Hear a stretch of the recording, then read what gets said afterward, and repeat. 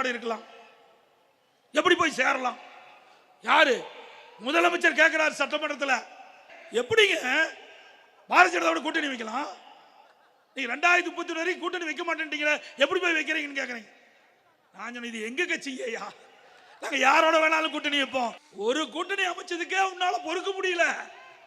இன்னும் பல கட்சிகள் எங்களோடு வந்து இணைகின்ற பொழுது திரு ஸ்டாலின் அவர்களே நடுநடுங்கி போயிருவீங்க.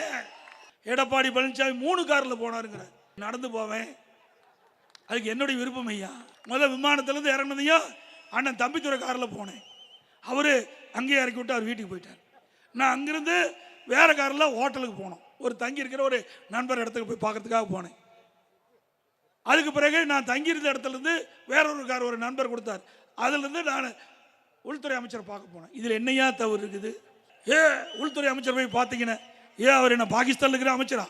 இந்திய நாட்டுடைய உள்துறை அமைச்சர் ஐயா, அவரை தான் நான் பார்க்க போனேன்.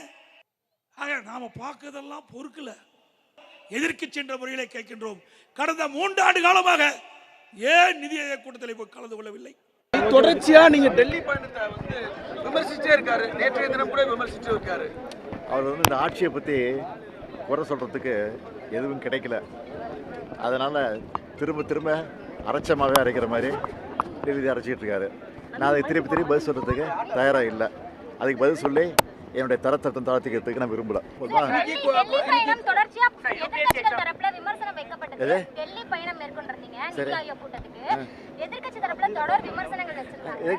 தெளிவாக சொல்லிட்டேன்மா, வெள்ளை கொடி விட நான் போறேன்னு சொன்னாரு. வெள்ளை கொடி போல காவி கொடி நான் எடுத்துட்டு போல அப்படின்னு தெளிவாக சொல்லிட்டேன். அதுக்கு என்ன பதில்? அந்த அரக்கோணம் விவகாரத்தை சுட்டிக்காட்டி அவர் எடப்பாடி அவர்கள் இன்னைக்கு விமர்சனம் சொல்றாரு சார். அதெல்லாம் கொள்ளடிச்ச ஆட்சி. ஏற்கனவே சாத்தான்குளம், தூத்துக்குடி, இந்த மாதிரி பல்வேறு சம்பவங்கள் இருக்குது. அதெல்லாம் எடுத்து சொல்லிட்டு தான் நேரம் பத்தாது. இதெல்லாம் வீம்புக்குன்னு பண்ணிட்டு இருக்கிறது.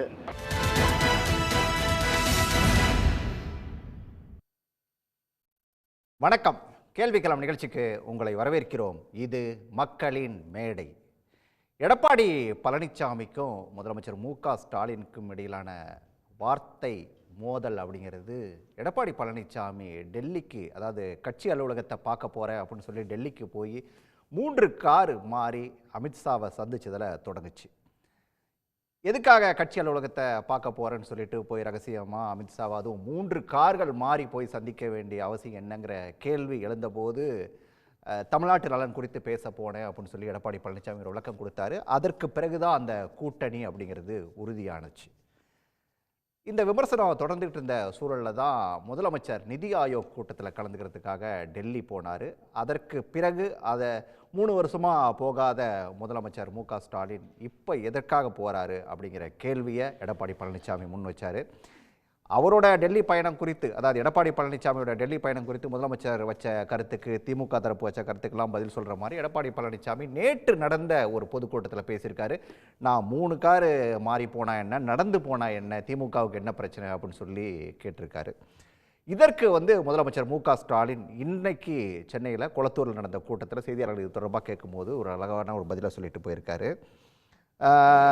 எடப்பாடிக்கு பதிலை சொல்லி நான் என்னோட நேரத்தை வீணாக்க விரும்பலை அப்படின்னு சொல்லிட்டு தடாலடியான ஒரு பதிலை கொடுத்துட்டு இருக்காரு. அது மட்டும் இல்லை, அரைச்சமாவே எடப்பாடி பழனிசாமி திரும்ப அரைச்சிட்டு இருக்காரு. ஆட்சியை பற்றி குறை சொல்கிறதுக்கு வேற காரணங்கள் அவருக்கு தெரியல அப்படின்னு சொல்லி முதலமைச்சர் மு.க. ஸ்டாலினோட பதில் அப்படிங்கிறது அமைஞ்சிருந்தது.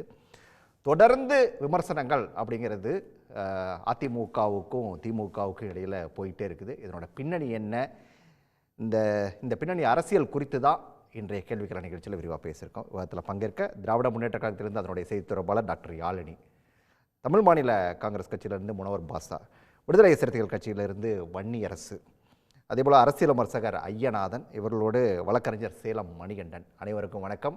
நான் ஐயநாதன் சட்டத்தை நிகழ்ச்சியை தொடங்கலாம் அப்படின்னு நினைக்கிறேன். 2 பேரோட விமர்சனங்களையும் தொடர்ந்து கவனிச்சிட்டு இருப்பீங்க. எப்படி பார்க்குறீங்க நீங்கள்? இந்த விமர்சனங்கள், எதிர் விமர்சனங்கள் இரண்டுமே ஒரு இடத்தில் நாம் திரு எடப்பாடி பழனிசாமி அவர்கள் சிந்திக்க வேண்டும். அது என்ன அப்படின்னம்னா, இப்போ இந்த தமிழ்நாட்டின் நலம் நாடி ஒரு செயல் செய்யப்படுகிறதா அல்லது வெறும் அரசியலுக்கான பயணமா என்பதை மட்டும் பார்க்கணும். திரு எடப்பாடி பழனிசாமி அவர்கள் டெல்லி போனார். இங்கேருந்து டெல்லிக்கு போகிறதுக்கு ஒரு ஃப்ளைட்டு தான் தேவைப்பட்டது. ஆனால் அங்கே இருந்துட்டு உள்துறை அமைச்சரை சந்திக்கிறதுக்கு 3 கார் தேவைப்பட்டது. போனார். போயிட்டு அவர் என்ன சந்தித்து பேசினார் அப்படின்னு கேட்கும்போது தமிழ்நாடு எதிர்கொண்ட பிரச்சனைகள் அனைத்தையும் பட்டியலிட்டார். ஒரு பிரச்சனை இல்லாத தமிழ்நாட்டு பிரச்சனை நீட்டு வரைக்கும் அவர் பட்டியலிட்டார். பட்டியலிட்டு இதெல்லாம் நான் வந்துட்டு அவரோட பேசினேன் அப்படின்னாரு. ஆனால் அதுக்கப்புறம் உள்துறை அமைச்சர் அமித்ஷா வந்துட்டு அந்த ட்வீட் போட்டார், எக்ஸ் தளத்தில் பதிவு போட்டார். ஆனால் நாங்கள் கூட்டணி பற்றி பேசினோம், கூட்டணி முடிவாகி விட்டது, அப்படியே என்டிஏ ஆட்சி தான் இதுக்கு மேலே தமிழ்நாட்டில் அப்படின்றத அவர் போட்டார். அவ்வளோதான். இங்கேருந்து போனவர் என்ன பேசினார் அப்படின்றது தெரியாது. அப்போ என்ன அவர் எடுத்துக்கிட்டாரு அதுவும் கிடையாது. இப்போ முதல்வர் ஸ்டாலின் போயிருக்கிறாருங்க. போயிட்டு நிதி ஆயோக் கூட்டத்திலையும் கலந்துக்கிட்டார். திரு மோடி அவர்களையும் பிரதமர் மோடி அவர்களையும் தனிப்பட்ட முறையில் அவர் தனித்து சந்தித்து பேசியிருக்கிறாரு. அப்போ இந்த இடத்துல அவர் என்ன பேசினார், அவருக்கு மோடியினுடைய பதில் என்ன அப்படின்றத வந்துட்டு திரு எடப்பாடி அவர்கள் கேள்வி எழுப்பினார்னா ஒரு எதிர்க்கட்சி தலைவராக அது நிச்சயம் பதிலளிக்கக்கூடிய ஒன்று. ஆனால் அதுக்கு முன்னாடி அவர் என்ன பண்ணுறாரு அப்படின்னோம்னா, இது ஒரு சரண்டரு, வெள்ளக்கொடி அப்படின்லாம் சொல்லிட்டு நேராக ஒரு அரசியலுக்கு வந்துடுறாரு.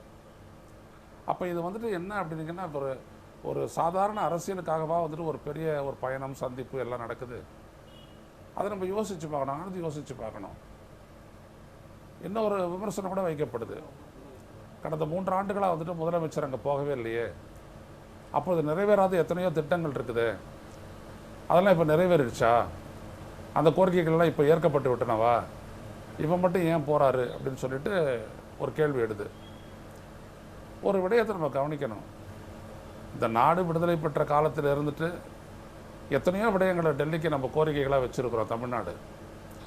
ஆனால் எல்லாமே ஏற்றுக்கொள்ளப்படாத கோரிக்கைகள் ஏராளமாக இருக்கின்றன. மாநில உரிமை, மொழி பிரச்சனை, நிதி அப்படின்னு எல்லாமே இருக்குது. ஆனாலும் இங்கே இருக்கக்கூடிய முதலமைச்சர் திரு எம்ஜிஆராக இருந்தாலும், செல்வி ஜெயலலிதாக இருந்தாலும், கலைஞர் கருணாநிதியாக இருந்தாலும், அல்லது இப்போ இருக்கக்கூடிய ஸ்டாலினாக இருந்தாலும் அதற்காக வந்துட்டு ஒன்றிய பிரதமர் அவர்களை வந்துட்டு சந்திக்காமல் தவிர்க்க மாட்டாங்க. பிரச்சனைகள் ஒரு பக்கம் இருக்கும், ஆனால் சந்தித்து பேசி தான் அவனும் பல்வேறுபட்ட சிக்கல்களுக்காக. அதையும் தாண்டி முடியாத பட்சத்தில் தான் நீதிமன்றத்தில் போய் நம்ம சட்ட ரீதியான ஒரு போராட்டத்தை நடத்துகிறோம். எனவே இதை அவர் கருத்தில் கொண்டு அவருடைய கருத்தை சொல்ல வேண்டும். ஆனால் அவருடைய நோக்கம் என்ன அப்படின்னோம்னா, நீங்கள் சரண்டரா, நான் சரண்டரான்னு என்ன சொன்னீங்க இல்லையா, நீங்களும் சரண்டர் தான் அப்படின்றத சொல்லணும் அப்படின்ற ஒரு நோக்கம்தான் அவங்களுடைய குரல்களில் இருக்கின்றதை ஒழிய, அப்போது இதில் இருந்து என்ன ஆகிடுது அப்படின்னோம்னா, யூனியன் கவர்மெண்ட் ஹஸ் பீன் எக்ஸானிரேட்டட். அந்த இந்திய ஒன்றிய அரசு அதனுடைய குறைகளில் இருந்துட்டு அது தப்பித்துக் கொள்கிறது. நம்ம இதே மாதிரியே இந்த அரசியலை வந்துட்டு இந்த மாநிலத்தினுடைய அரசியலை ஒட்டியே சுருக்கிறதுனால டெல்லி ரொம்ப சுலபமாக தப்பிச்சுட்டு போயிடுது.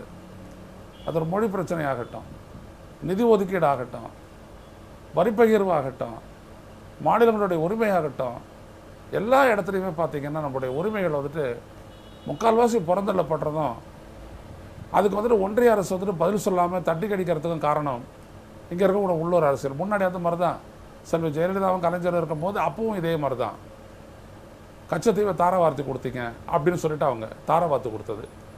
இந்திய ஒன்றிய அரசுக்கு இருக்கக்கூடிய அதிகாரம் என்னன்னு தெரியும், இதில் மாநில அரசு எதுவும் செய்ய முடியாதுன்றது தெரியும். அந்த காலகட்டத்தில் மக்களவையில் என்ன நடந்தது விவாதங்கள் அப்படின்றதெல்லாமும் கவனம் செலுத்தாமல் ஒரு அறிக்கை போகிற வந்துட்டு இங்கேயே சுருக்கிக்குவாங்க. அப்போ என்ன ஆகிடுது, ஒன்றிய அரசுக்கு அதை பற்றி பதில் சொல்ல வேண்டிய வேலையே இல்லை அப்படின்ற மாதிரி அவங்க தப்பிச்சு போயிடுறாங்க. இதுதான் நடக்குது. எத்தனையோ ஒரு முறை முக்கியமான பார்வையை முன்வச்சிருக்கீங்க. இங்க பிரச்சனையை வந்து நமக்குள்ளேயே பேசிக்கிறதுனால அவங்க இதற்கான பதிலை சொல்லாம இருக்காங்க அப்படிங்கிற முக்கியமான பார்வை முன் வச்சிருக்கீங்க. மற்ற எல்லாத்தையும் ஒரு ரவுண்ட் போயிட்டு வந்தாரு வன்னியரசு சார். இப்போ டெல்லி பயணம் 2 பேரோட, அதாவது எடப்பாடியோட டெல்லி பயணத்தை முதலமைச்சர் தரப்பு, இந்த பக்கம் திமுக தரப்பு விமர்சனம் பண்ணுச்சு. இப்போ எடப்பாடி வந்து முதலமைச்சரோட பயணத்தை விமர்சனம் பண்றாரு. இதை எப்படி எடுத்துக்கலாம்? அவங்க சொன்னாங்கிறதுக்காக இவர் சொல்றாரு அப்படி எடுத்துக்கலாமா, இல்லை இவர் எடப்பாடி சொல்றது போல இவர் வந்து பயத்தினால தான் முதலமைச்சர் போனாரு, இடிக்கான பயத்தினால தான் போனாரு அப்படின்னு சொல்லி அப்படி எடுத்துக்கலாமா? எப்படி எடுத்துக்கிறது இது? இல்லை, முதல்ல அந்த பயம் அப்படிங்கிறத வந்து இவர் சொல்கிறது அப்படிங்கிறது, இவர் வந்து பாஜக சொல்வதை செயல்படுத்தக்கூடிய ஒரு பயத்தில் தான் இவர் பேசுகிறார். எப்படின்னு 2 விதமாக நம்ம வந்து பார்க்கணும். மரியாதைக்குரிய எடப்பாடி பழனிசாமி அவர்கள் வந்து டெல்லிக்கு போகிறாருன்னா அஃபீஷியலாக வந்து எதுக்கு போகிறேன்னு அவர் சொல்லலை. முதலமைச்சர் அவர்கள் சட்டப்பேரவையில் இந்த மாதிரி தலைவர் போகிறாரு அப்படின்னு சொன்னதுக்கப்புறம் தான் அவங்க கட்சிக்காரங்களுக்கே தெரியும். முதல்ல அவங்க கட்சிக்காரங்களுக்கே அது ரகசியமாக வச்சுருக்கிறாரு. அப்போ அவர் இப்போ பேசும்பொழுது நம்ம பார்க்குறோம், அவர் வந்து இறங்கி மரியாதைக்குரிய தம்பிதுரை அவர்கள் காரில் போனேன். அப்புறம் அங்கே இறங்கிட்டு பாதியில் போயிட்டு வேறு காரில் போகிறோம். அவர் தான் வந்து சொல்கிறாரு, கட்சி அலுவலகத்தை நான் பார்வையிட போகிறேன்னு சொல்கிறாரு. அமித்ஷாவை பார்க்க போகிறேன்னு சொல்லலை. இவர் பேசும்பொழுது நான் என்ன பாகிஸ்தான் அமைச்சராக பார்க்க போகிறேன் அப்படின்னு சொல்லி சொல்கிறாரு. நீங்கள் வந்து வெளிப்படை எதுவுமே வெளிப்படைத்தன்மை வேணும். நான் வந்து உள்துறை அமைச்சரை தான் பார்க்க போகிறேன், அவர்கிட்ட தான் நான் பேச போகிறேன், கூட்டணி தான் பேச போகிறேன்னா அது பிரச்சனை இல்லை. ஆனால் 2021 சட்டப்பேரவை தேர்தல் முடிந்த பிறகு நீங்கள் என்ன சொன்னீங்க, நாங்கள் வந்து பாஜகவோட 24லையும் கூட்டணி இல்லை, 26லையும் கூட்டணியில் நீங்கள் தான் சொன்னீங்க. இப்போதும் கூட்டணி இல்லை, எப்போதும் கூட்டணி இல்லை. SDPI மாநாட்டில் நீங்கள் என்ன பேசுனீங்க, நான் வந்து பாஜகவோடு எப்போதுமே கூட்டணி வைக்க மாட்டேன்னு சொல்லி பேசுகிறீங்க. மதுரை மாநாட்டில் நீங்கள் என்ன தீர்மானம் போட்டீங்க, ஜெயலலிதா அம்மையாரையோ புரட்சித் தலைவர் எம்ஜிஆர் அவர்களையோ கடுமையாக அண்ணாமலை அவர்கள் விமர்சனம் பண்ணுறாரு, அதனால் பாஜக கூட நாங்கள் கூட்டணி வைக்க மாட்டோம், அது விமர்சனம் இல்லை அவதூறும் நீங்கள் தான் வந்து தீர்மானம் போட்டீங்க. நீங்கள் உங்கள் கட்சிக்காரங்களுக்கு நீங்கள் வந்து எல்லாத்துக்கும் வழிகாட்டிட்டீங்க. மரியாதைக்குரிய ஜெயக்குமார் அவர்கள் சொன்னார், நான் வந்து பாஜகவோட சேர்ந்ததுனால தான் நான் வந்து நான் தோத்தேன் அப்படின்னு சொல்லி சொல்கிறாரு. ராமநாதபுரம் முன்னாள் நாடாளுமன்ற உறுப்பினர் அன்வர் ராஜா வந்து இந்த கூட்டணியே வந்து ஏற்புடையதில்லை என்றார். பொள்ளாச்சியில் வந்து சேலத்தில் அதே போல் வந்து பழனி இந்த மாதிரி பகுதியில் எல்லாருமே அதிமுக காரங்க வந்து தீர்மானமே போட்டாங்க. இப்படி இருக்கும்போது நீங்கள் வந்து நான் என்ன வேணாலும் பண்ணுவேன் அப்படின்னு சொல்கிறது ஒரு சர்வாதிகாரத்தன்மையாக தான் நம்ம வந்து பார்க்க முடியாது. கட்சிக்காரங்களே அதை ஏற்புடையது இல்லை. அப்போ இப்படிப்பட்ட ஒரு சூழலில் அவர் போனது, டெல்லிக்கு போனது அப்படிங்கிறது முழுக்க கூட்டணி தொடர்பாக அப்படிங்கிறது ஒரு ஹிடன் அஜெண்டா வச்சு தான் போயிருக்கிறார். ஆனால் நம்முடைய முதலமைச்சர் அவர்கள் போனது அப்படிங்கிறது வெளிப்படையான அறிவிப்பு தான். 3 முறை போகல அப்படின்னு திரும்ப சொல்கிறோம், அதுவே தவறு. முதல் முறை வந்து அவர் கலைஞர் அவருடைய நினைவு நாள், 2வது முறை வந்து மரியாதைக்குரிய முதல்வர் வெளிநாட்டு பயணம், 3வது முறை ஒரே ஒரு முறை அவர் வந்து அதுக்கான காரணத்தை விலைக்கு பட்ஜெட் கொடுத்துருக்குறாங்க. அது தமிழ்நாடு புறக்கணிக்கப்பட்டிருக்கு, பட்ஜெட் புறக்கணிக்கப்பட்டு எல்லாத்தையும் அவர் சொல்லி தான் விளக்கம் கொடுத்துருக்காரு.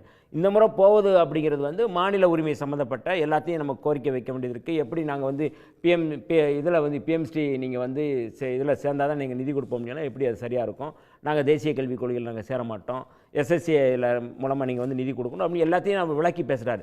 அதில் முக்கியமாக அவர் அந்த அவையில் பேசும்பொழுது ரொம்ப குறிப்பாக பேச வேண்டியது என்னென்னா, கூட்டாட்சி தத்துவத்தை நடைமுறைப்படுத்த வேண்டுமென்றால் ஒவ்வொரு முறையும் நாங்கள் நீதிமன்றத்திற்கு போய் தான் அதுக்கான நிலைநாட்ட வேண்டிய தேவை இருக்குது.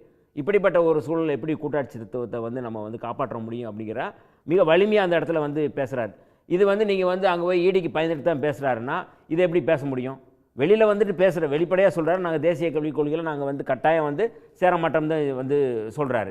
இப்போ இப்படிப்பட்ட சூழலில் ஈடிக்கு பயந்துட்டு அப்படின்னா ஈடி தொடர்பான வழக்கு உச்சநீதிமன்றத்தில் மிக கடுமையாக வந்து மரியாதைக்குரிய உச்சநீதிமன்ற தலைமை நீதிபதி PR ஹவாய் வந்து சொல்லிட்டாரு, அமலாக்கத்துறை நேர்மையற்ற துறையாக இருக்குது, அது எல்லை மீறுகின்றது, வெளிப்படையாக சொல்கிறாங்க. நீ தனிநபருடைய வழக்கை வந்து நீ எப்படி வந்து ஒரு துறையில் போய் நீங்கள் பண்ணுவீங்க அப்படிங்கிறது கண்டிச்சிருக்கு. இப்போ கண்டிச்சிருக்கு அப்படின்னா நீங்கள் வழக்கு நீதிமன்றத்தில் இருக்குது. இப்போ இவங்க வந்து எடப்பாடி பழனிசாமி அவர்களோ இல்லை மற்றவர்களோ பேசுனாங்க அப்படின்னா அது வந்து நீதிமன்ற அவமதிப்புகளுக்கு தான் போகும். அப்போ இப்படிப்பட்ட நீங்கள் எப்படி வந்து நீங்கள் அது கண்டிக்கிறாங்க, ஈடிக்கு பயந்துட்டு போகிறீங்க அப்படின்னா அப்போ ஈடியை வந்து மோடியை பார்த்தால் ஈடி வந்து ஆஃப் ஆகிடும் அப்படிங்கிறத ஈடியும் வந்து அவங்க வந்து என்ன மாதிரி செயல் திட்டத்தில் இருக்குது அப்படிங்கிறத அவர் வந்து சொல்கிறாரு. இது முழுக்க பாரதிய ஜனதா கட்சியினுடைய செயல் திட்டத்தை, அதாவது எப்படின்னா பாஜகவும் அதிமுக கூட்டணி வச்சிருக்கு, வெளிப்படைத்தன்மை. இப்போ பாஜகவை எதிர்க்கின்ற அணி தனியாக இருக்குது, 2 அணி தாங்க தமிழ்நாட்டில் அல்ல இந்தியாவில் உள்ள, இடதுசாரி வலதுசாரி தான். இப்போ வலதுசாரி யார் இடதுசாரி யாருன்னு தெரியுது. வலதுசாரி யாருன்னா பாஜக தலைமையில் இயங்கக்கூடிய அணிகள் எல்லாமே வலதுசாரி தான். இடதுசாரி அப்படின்னா வந்து முழுக்க பாஜகவுக்கு எதிரான அணி பூரா வந்து இடதுசாரிகள் தான். இப்போ வந்து இவர் சொல்லட்டும், எடப்பாடி பழனிசாமி அவர்கள் எதற்காக இப்படி குட்டை குழப்புறது, எதுக்காக வந்து திசை திருப்புறாரு? உங்கள் அணியை வந்து என்ன வேணாலும் நீங்கள் விரும்பி போகலாம், நீங்கள் அந்த கூட்டில் இருங்க, அது உங்களுடைய உரிமை சார்ந்தது. ஆனால் ரொம்ப முக்கியமாக நுட்பமாக நம்ம பார்க்க வேண்டிய இவர்கள் ஏன் இதை பரப்புரை செய்கிறாங்க அப்படின்னா, பாஜக எதிர்ப்பு அப்படிங்கிறது தமிழ்நாட்டில் அதிகமாக இருக்குது. அதை டைவர்ட் பண்ணணும். அதை வந்து நீங்கள் வந்து பாஜகவோடு திமுக இணக்கமாக இருக்குது அப்படின்னு காட்டுறது மூலமாக அவருடைய எதிர்ப்பை மட்டுப்படுத்துவது ரொம்ப இது ஒரு நுட்பமாக பார்க்கணும். இது வந்து RSSனுடைய செயல் திட்டம். என்ன ஏங்க கோட்பாட்டு அடிப்படையில் மிக வலிமையாக வந்து இன்றைக்கி வந்து முதல்வர் அவர்களாக இருக்கட்டும், இல்லைன்னா அந்த கட்சியில் இருக்க எல்லா விடுதலை சிறுத்தைகள் கூட்டணி எல்லாமே வந்து மிக தீவிரமாக வந்து RSS எதிர்ப்பு பாஜக எதிர்ப்பில் இருக்கிறோம். இவங்களோட சேர்றாங்க அப்படிங்கிறதே வந்து ஒரு நகைச்சுவை இல்லையா? சரி, ஓகே. நான் மணிகண்டனோட பார்வையை கேட்கணும். மணிகண்டன் அரைச்சமாவையே அரைக்கிறாரு எடப்பாடி பழனிசாமி. அப்படிங்கிறது முதலமைச்சர் மு.க.ஸ்டாலின் வச்ச குற்றச்சாட்டு. வன்னியரசு இன்னொரு புதிய கோணத்தில் சொல்லியிருக்காரு. ஆர்எஸ்எஸோட செயல் திட்டத்தை இங்கே செயல்படுத்துகிறவராக மாறிட்டார் எடப்பாடி அப்படின்னு சொல்லிட்டு. எப்படி பார்க்குறீங்க? என்ன பதில் இதுக்கு? சன் நியூஸ் நேயர்களுக்கு வணக்கம். வன்னியரசு சொன்னதுக்கு நான் பின்னாடி போகிறேன் சார். அதுக்கு முன்னாடி உங்கள் கேடிவியில் இப்போ தான் ப்ரோக்ராமுக்கு வரதுக்கு முன்னாடி ஒரு நல்ல பாடல் ஒன்று பார்த்தேன், தங்கப்பதக்குங்கிற படத்தில். ஒரு நாளும் இதுபோல நான் அழுதவன் அல்ல, அந்த திருநாளை மகன் கொடுத்தான் யாரிடம் சொல்ல, பரிகாரம் தேடி இனி எவரிடம் செல்ல, சோதனை மேல் சோதனை போதுமடா சாமி அப்படின்னு அந்த பாட்டு தான் எனக்கு ஞாபகம் வருதுங்க. அதாவது ஒரு விஷயத்தை நான் முதலமைச்சர் சொல்கிறத நான் ஏற்றுக்கிறேங்க. நிதி சிக்கலை தீர்க்க நிதி ஆயோக் கூட்டத்திற்கு போனார், அதில் மாற்று கருத்தே இல்லைங்க. நிதி சிக்கலை தீர்ப்பதற்கு நிதி ஆயோக் கூட்டத்திற்கு போனார். நிதி அப்படிங்கிறதுக்கு முன்னாடி நான் விட்ட ஒரு வார்த்தையை சேர்த்துக்குங்க. உதய நிதி சிக்கலை தீர்க்க நிதி ஆயோக் கூட்டத்திற்கு போனார் அப்படிங்கிறது தாங்க இது. என்னன்னாங்க, 3 வருஷமா நிதி ஆயோக் கூட்டத்துக்கு போகல. நிதியமைச்சர் ஒரு தடவை அனுப்புனீங்க, அவர் எனக்கு அதுக்கு போகிறத விட கல்யாணம் காது குத்துக்கு போகிற முக்கியமான வேலையெல்லாம் இருக்குது அப்படின்னு முன்னாள் நிதியமைச்சர் இன்னைக்கு ஓரங்கட்டப்பட்ட பிடிஆர் பழனிவேல் தியாகராஜன் சொன்னார். ஏன்னா இப்போ திடீர்னு 3 வருஷம் போகாமல் பார்த்தீங்கன்னா இந்திய நலன் தமிழக நலன்லாம் திடீர்னு முதலமைச்சருக்கு இதெல்லாம் இப்போ கண்ணுக்கு முன்னாடி வந்திருக்குது அப்படின்னா முழு பூசணிக்காய் இல்லை, முழு பார்த்தீங்கன்னா உலகத்தையே ஒரு தோசை மாவுக்குள்ளே மறைக்கிற மாதிரி மறைச்சிக்கிட்டு இருக்கிறாரு.